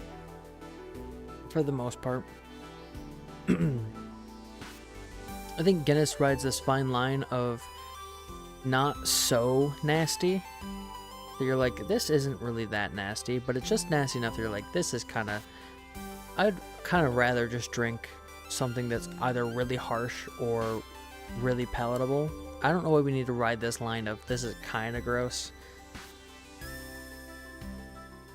So if I'm gonna drink a beer, I want it to taste like a tire fire, and I don't want it to be like super great. Or I want it to be a delicate, citrusy rum drink, okay? And I want to get fucking smashed. That I have no in between. Ooh. I had the best meal I've had in a very, very long time in Northern Ireland. At a hotel of all places. they had on the menu, and I saw this, and I was so stoked. I was like, I guess I'll get a Caesar salad and be a healthy health boy. But I looked at the drinks menu, and I saw they had my favorite cocktail, a dark and stormy, which is ginger beer and lime and dark rum. And they also had one of my favorite things to eat, which is butter chicken, and it was some of the best butter chicken I've ever had. And brother, I'll be 100% honest with you, I teared up a little bit, okay? This food, oh my gosh, was it good. It was like, it was a few days into the trip, and I'm like, I'm a little tired, feeling a little sluggish, and I had that food, and I was just like, fuck, I am hyped. And then we hiked the next day, and immediately all that energy went away. Because we hiked Giant's Causeway, which is, down a mountain. It was like 37 stories in total or some crazy shit in like 60-mile-an-hour headwinds or something fucking crazy. I don't know if you've ever been in 60-mile-an-hour headwinds, but holy shit. It was fine when it was at your back, right? Because you could kind of just walk at the wind and you were fine. Walking into it was so brutally jarring, like, and because it was coming down a big hill at you too, it was kind of like lifting you up a little bit. It was making it really difficult to walk and throwing off your gait. It was, oh my goodness, but an amazing view of like the bay and everything there, and you go down on the hexagonal stones that's like just really cool. You get like the foam that's coming off the ocean. It was really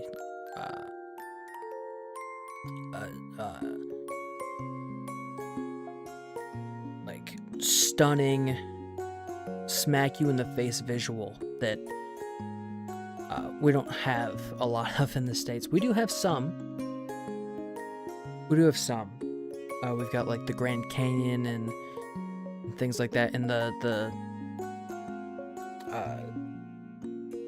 what are they called? The big tree in Oregon. Do you know the big trees? But boy, it was crazy, and they've got so much sheep. You know, they tell you, the Irish, big thing, sheep. And you go there and you're like, God, they've got a lot of fucking sheep. Just everywhere there were sheep. And the sheep were very nice. And we saw on multiple occasions, like, what are you fucking doing? On multiple occasions, people will pull off to the side of the road, they'll get out of their car, they'll walk up to a pasture of sheep, and the sheep will come right up and go, oh fuck, there's people. And they would just hang out with the sheep, and I don't know how that happened. Why do they have so much sheep? Why don't they have any other animals? I saw cows. I saw 2 cows just chilling.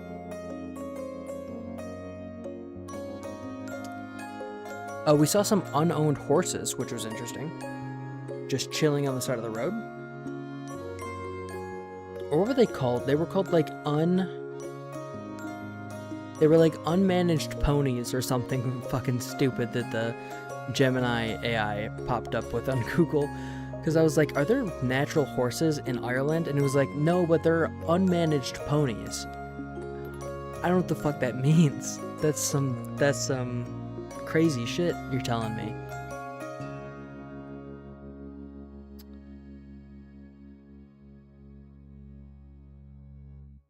What else was interesting?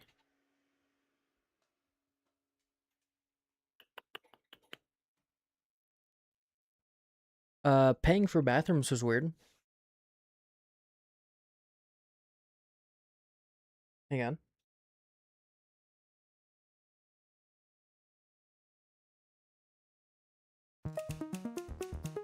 in the U.S., most businesses are required to have public bathrooms. So, like, if you go to a gas station, you can just go to the bathroom there.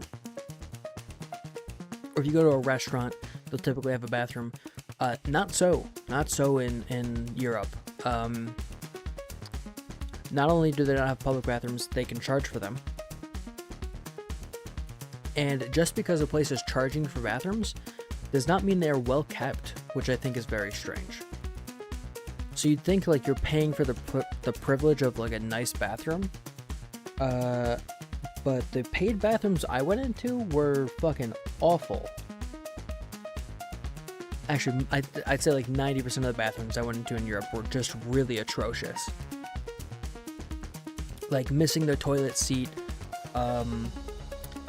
not having soap in the bathroom was a big one that happened kind of everywhere. I used a whole bottle of hand sanitizer on this trip because a lot of stuff was a little nasty.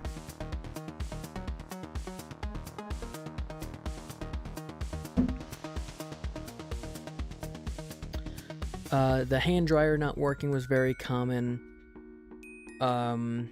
Just shit being broken. The bathrooms are very, very small. Which I guess is fine if you're a lean, slender European, but for me, a obese American, I didn't fucking fit in those places, I'll be honest with you.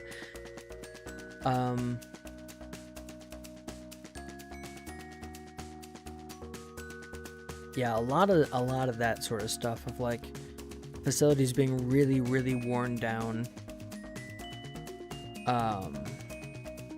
Even like the hotel was laid out a little bit weird with the bathrooms. Accessibility is not a big thing, I guess, in Europe. Not as big as in the U.S. In the U.S., you kind of have to. There's a lot of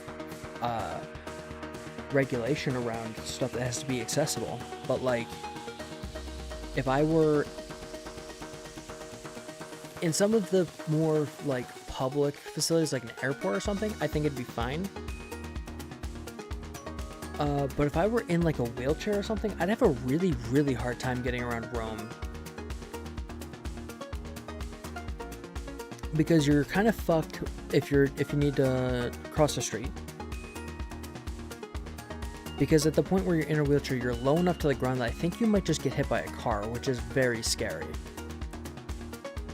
There's not always like a lot of railings on stairs. There's the ground is incredibly uneven. It was very dangerous just to like walk around. Like I twisted my ankle a few times, and if I were blind, I'd have a lot of trouble navigating that because,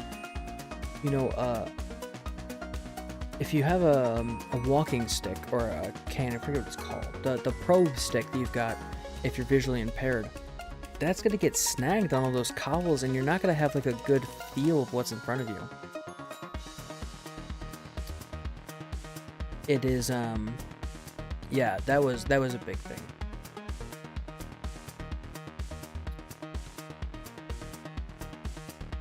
What else?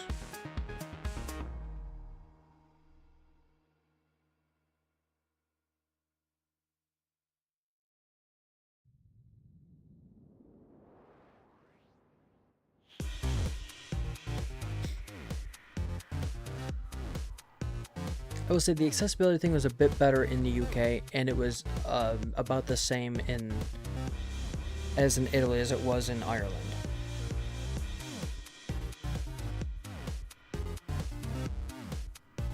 I also did not expect there's a little bit of civil unrest in Ireland that I was not expecting. We got notifications from the consulate, because when you travel, right, you put word into your embassy. They're like, hey, I'm going to be in this country at this date, right? So if something happens, they've got record of where you were, and they can try and help you out. So we were getting notifications of like demonstrations and things that were going politically, and I did not expect to find the constant message of like, hey, you're in Ireland. Demonstrations don't happen every day, but they can just break out occasionally. Of like, sometimes some shit's gonna happen, right? So just look around. That was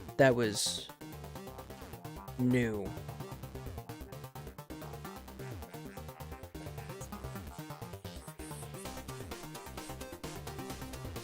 Because we've got our fair share of obviously it's like written into our constitution. We have the right to protest, but stuff like that, just there's more planning here in the U.S. and it's, you know, a lot of things are permitted here. Of like, if you're going to be demonstrating in the street, you need permits and things so that you're not impeding.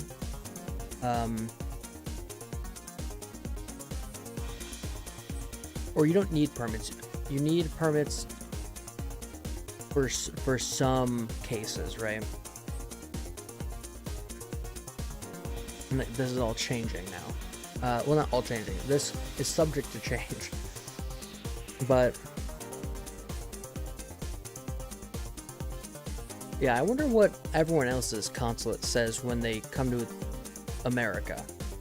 That'd be interesting. I'd be interested if you watch this video and you've gotten to this far in and you aren't from the US and you've traveled to the US and you've talked to, this is like one person maybe at this point, and you've talked to your embassy, like what did they warn you about when you came here? Obviously muggings are a big thing if you're in the city, or like armed robbery, right? Having shit stolen to your car is a big thing.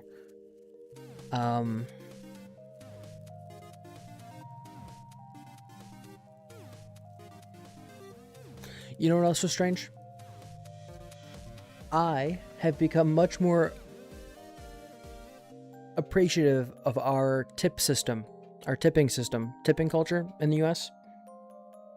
And I guess I should have been. I know I've known a few servers who, all of them are very keen. Everyone I've talked to, okay, not all of them. Everyone I've talked to has been very keen on the tipping system, who's worked in food service.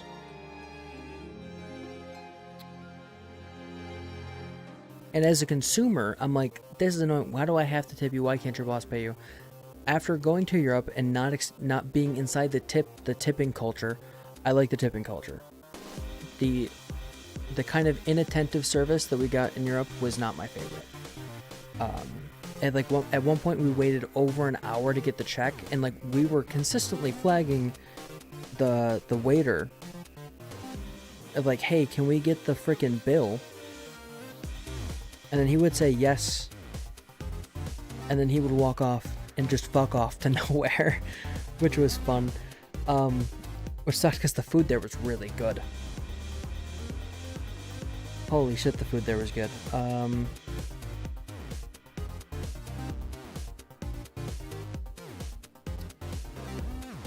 We had one place that had very attentive servers, but it was also an incredibly expensive meal. So, like, if you have to pay that much for service, that's fucking, that's a lot.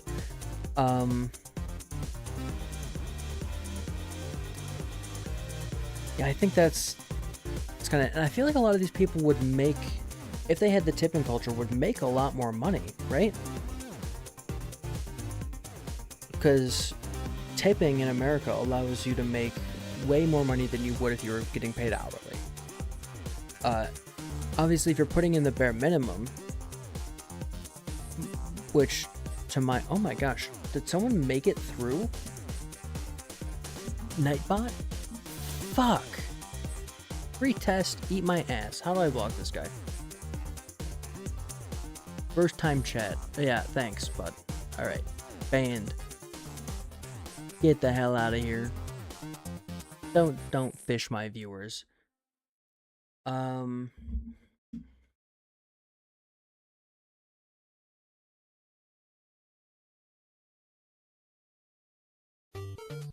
Snack. Snack's back, everyone. Trying to get pet. Buddy. You want pets? You done?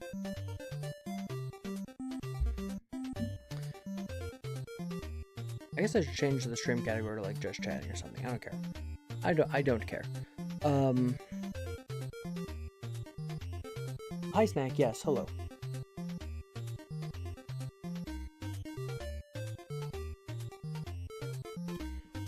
What else? There's gotta be more. I mean, we saw so much and we did so much. Snack, stop it.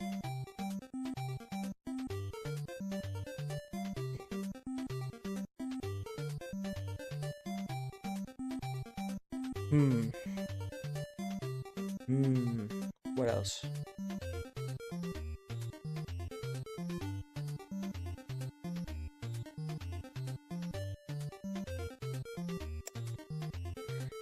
That might be all I have to really say about Europe. I'm very strongly opinionated about Europe, having been there for exactly 2 weeks. That's not true. I don't have strong opinions on most things.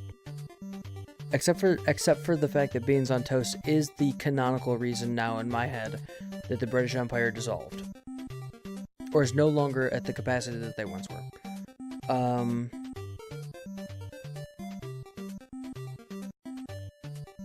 Oh, we went to St. Peter's Basilica. That was really cool. That place is gorgeous.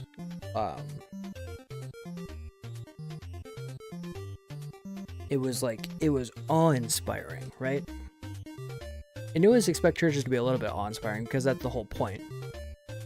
Right? The point of having the big liturgical structures like that. Liturgical means of the church. It's my favorite word. I say it all the time. Like, look, it's even if I scroll around here, right? Snack, stop it. Liturgical magic. See? Hello? Oh, I didn't write anything in here. Whoops.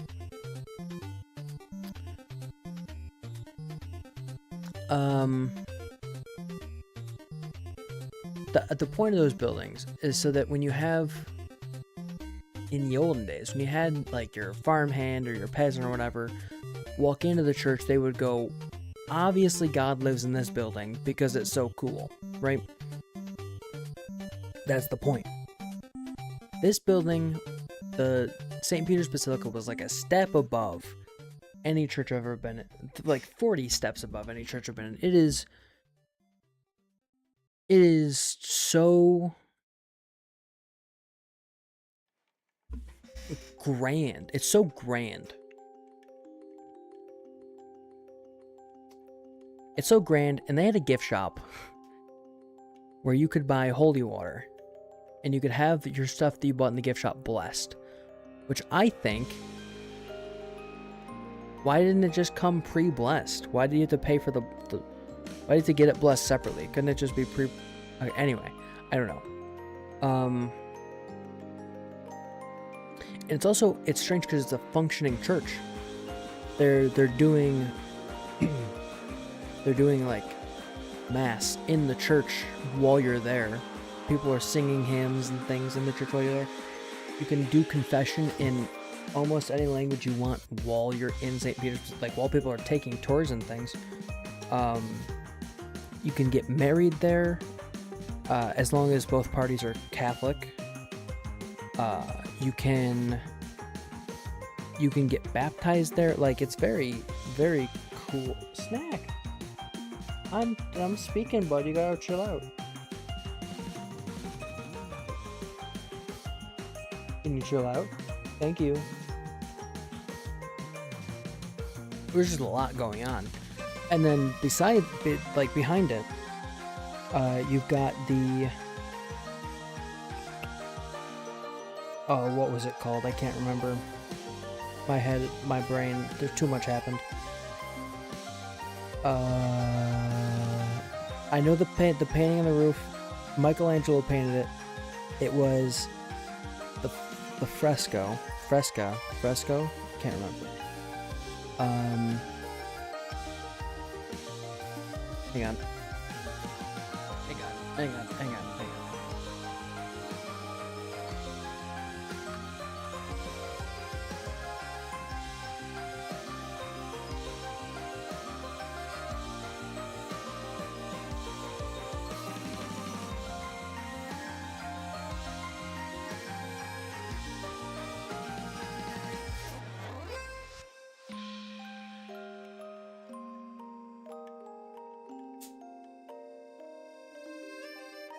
The Sistine Chapel. Okay, I'm an idiot. My bad.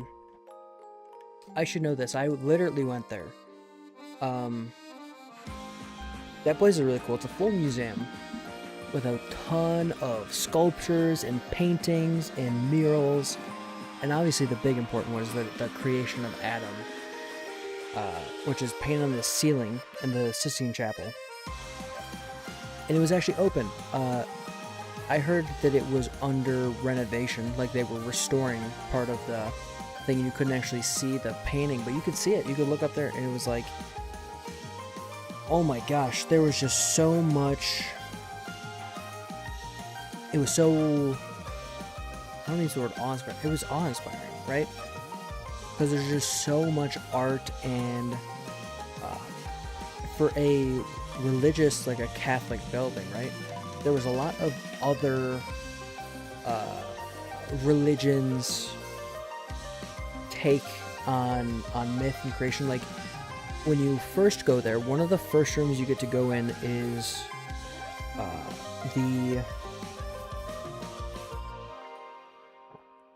the Nile River kind of area, and you get to see the depiction of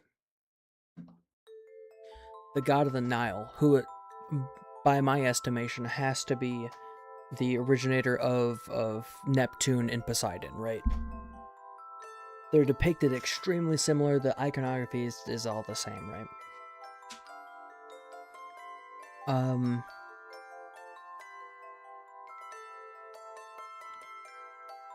And then you go through like a bunch of different like religious stuff, and then you go to all the big scholars and all the Catholic stuff, and it's just, there's so much there of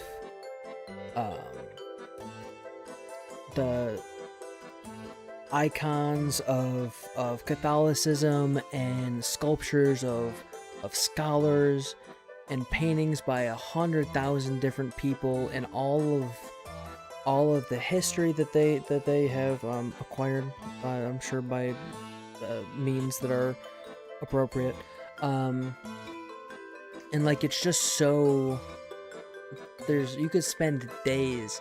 It's, my sister joked on this trip, I think she heard it from someone, that Rome wasn't built in a day, but you'll try and see it all in one day, you just can't do it. Like, there's just so much there to see, and you could spend months walking the streets, finding a new thing every day, finding a different church to go to, finding different people to talk to. It's so cool, man. It's so cool. And like, okay, I'm gonna shit on Ohio for a second, as is my fucking right. My sister and I went to Cincinnati because I was listening to the Distractable podcast, and they were arguing about which was better, Gold Star or Skyline Chili, and I was like, well, fuck, I don't have either of those close to me. So I drove to Cincinnati with my sister on a day trip, and it was a drive, right? And so we got Gold Star and Skyline Chili in one day in Cincinnati, in Ohio. We did not get Skyline in Cincinnati because it wasn't open. It was a Sunday. We had to go to like Dayton or something.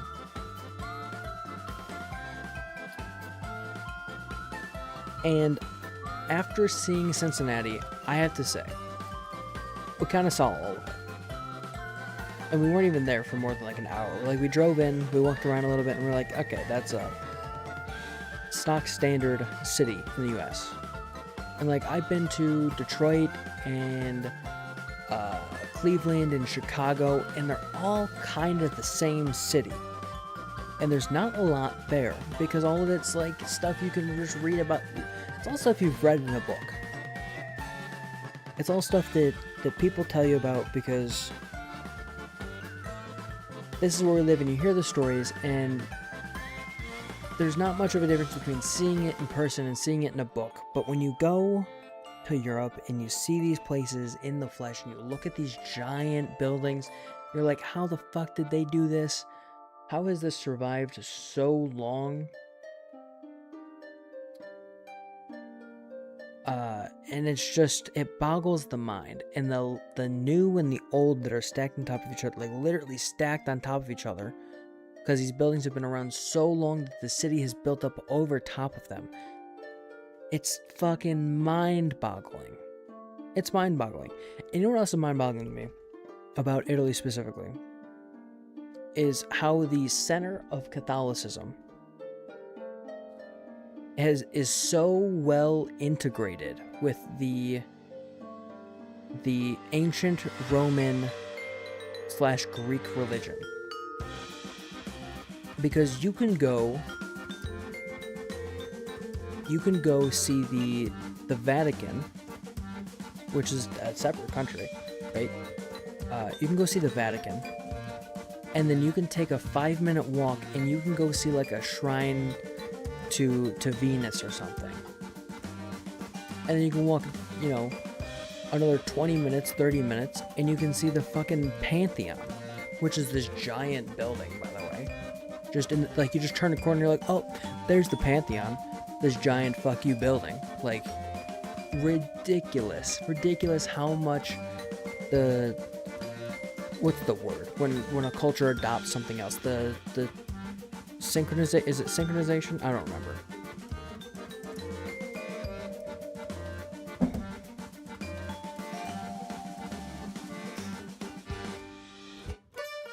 It was very interesting. And like the fact that stuff just did not, or a lot of that stuff just did not get destroyed when Christianity and Catholicism moved in is so cool. Like, I guess cool is the right word. It is pretty cool. Hi, buddy. Having a good day? Okay. I hope you're having a good day. Yes. We'll hang out in a little bit, okay? We'll hang out while I make dinner. Something else that's very interesting to me as a pure-blooded, God-blooded, Whopper-fearing American is that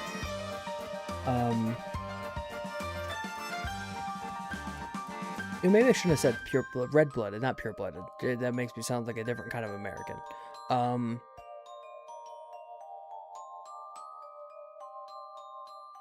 Hi, Snack. Yes, chill out, man. You're fine.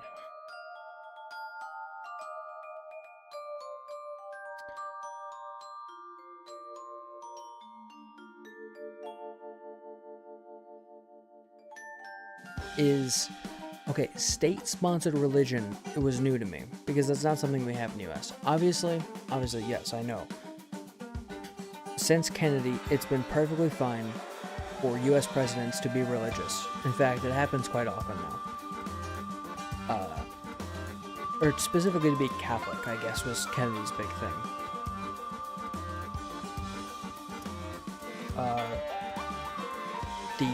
The last president, the president before him, the current president, the president before all these presidents is religious still.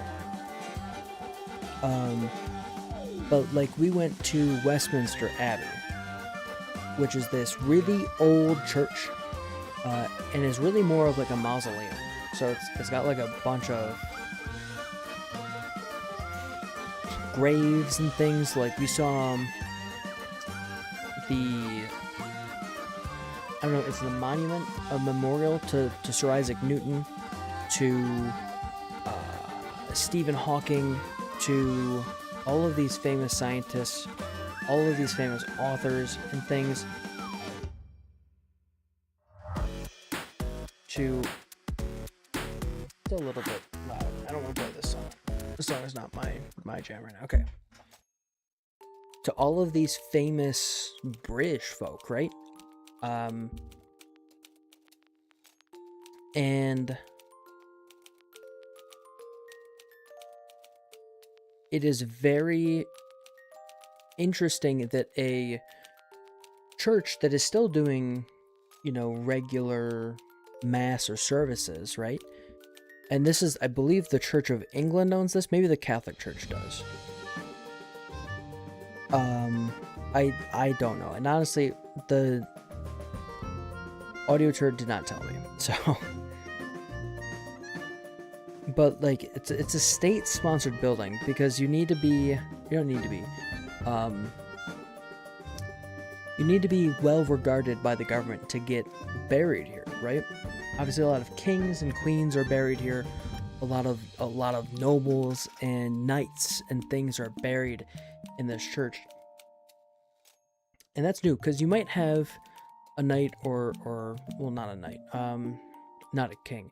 You might have famous people buried in or around churches in the U.S., but typically they'd be religiously affiliated. And I have to be 100% honest with you. I don't think that Stephen Hawking was religious. I saw that documentary, and I don't think it came up. A biopic. My bad. Not a documentary. Good music though. In that biopic. And I think that was a culture shock to a few people in the group of like the church and the state are very well integrated. To an extent that you just don't see in the States. Obviously, we've got our anthem has One Nation Under God in it, and that's not an original thing. That was not part of the. There was like a politician with like a very really wanted that to be in the anthem, and it just never got taken out. I don't know why.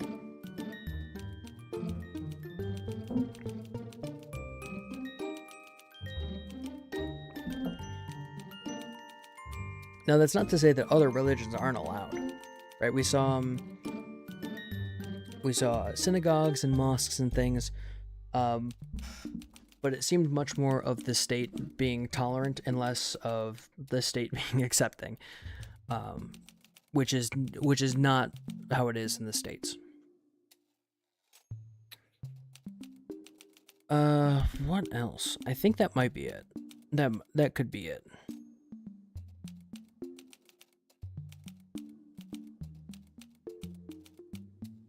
Oh, you know what I didn't expect to like, and I did? Mushy peas were pretty good. Because it actually tasted healthy, and I was like, this is a great way to break up fried food.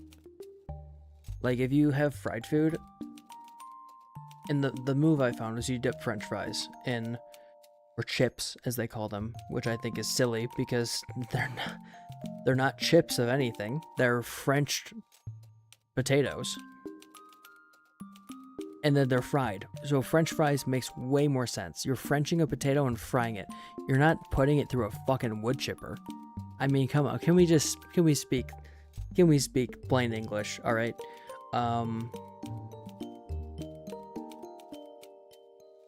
Now, I will say crisps does make sense for chips. Okay. Because those also aren't chipped anything, but you do chip them when you break them apart. Okay? I think we should go with french fries and then crisps, okay? Also, bins instead of trash cans, way better. Just a better. Lorry instead of semi-truck, no, I don't like that one.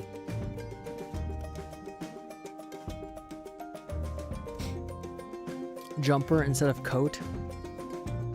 What am I jumping? Man, I'm wearing a coat. I'm trying to cover up. All right, brother. Stank, what's wrong, bud? You just need more attention? Because I haven't given you all my attention today?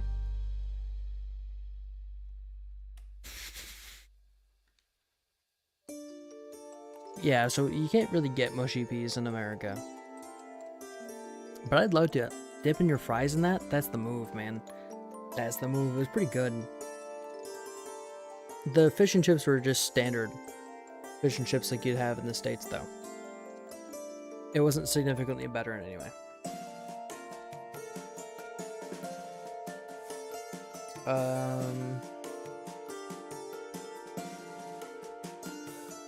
I liked how many people in Italy were good sports about me trying to pronounce their words.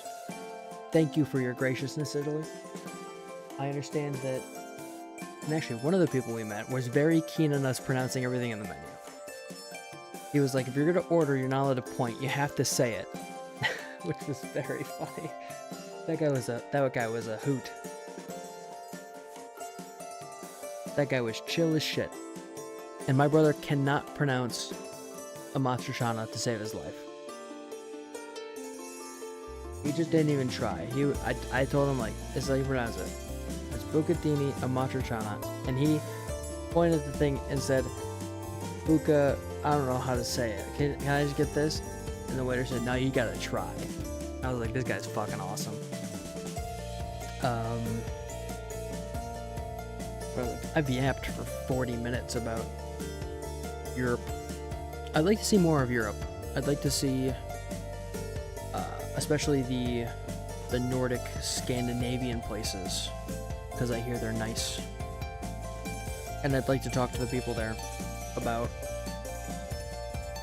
how they get on with things, how they find themselves. Because there's a mythos of the Scandinavian countries in America that I don't think is the case, given everything I've heard from people who live there. And given everything I've read, I don't think that what we are told about Scandinavia is necessarily the case. What else?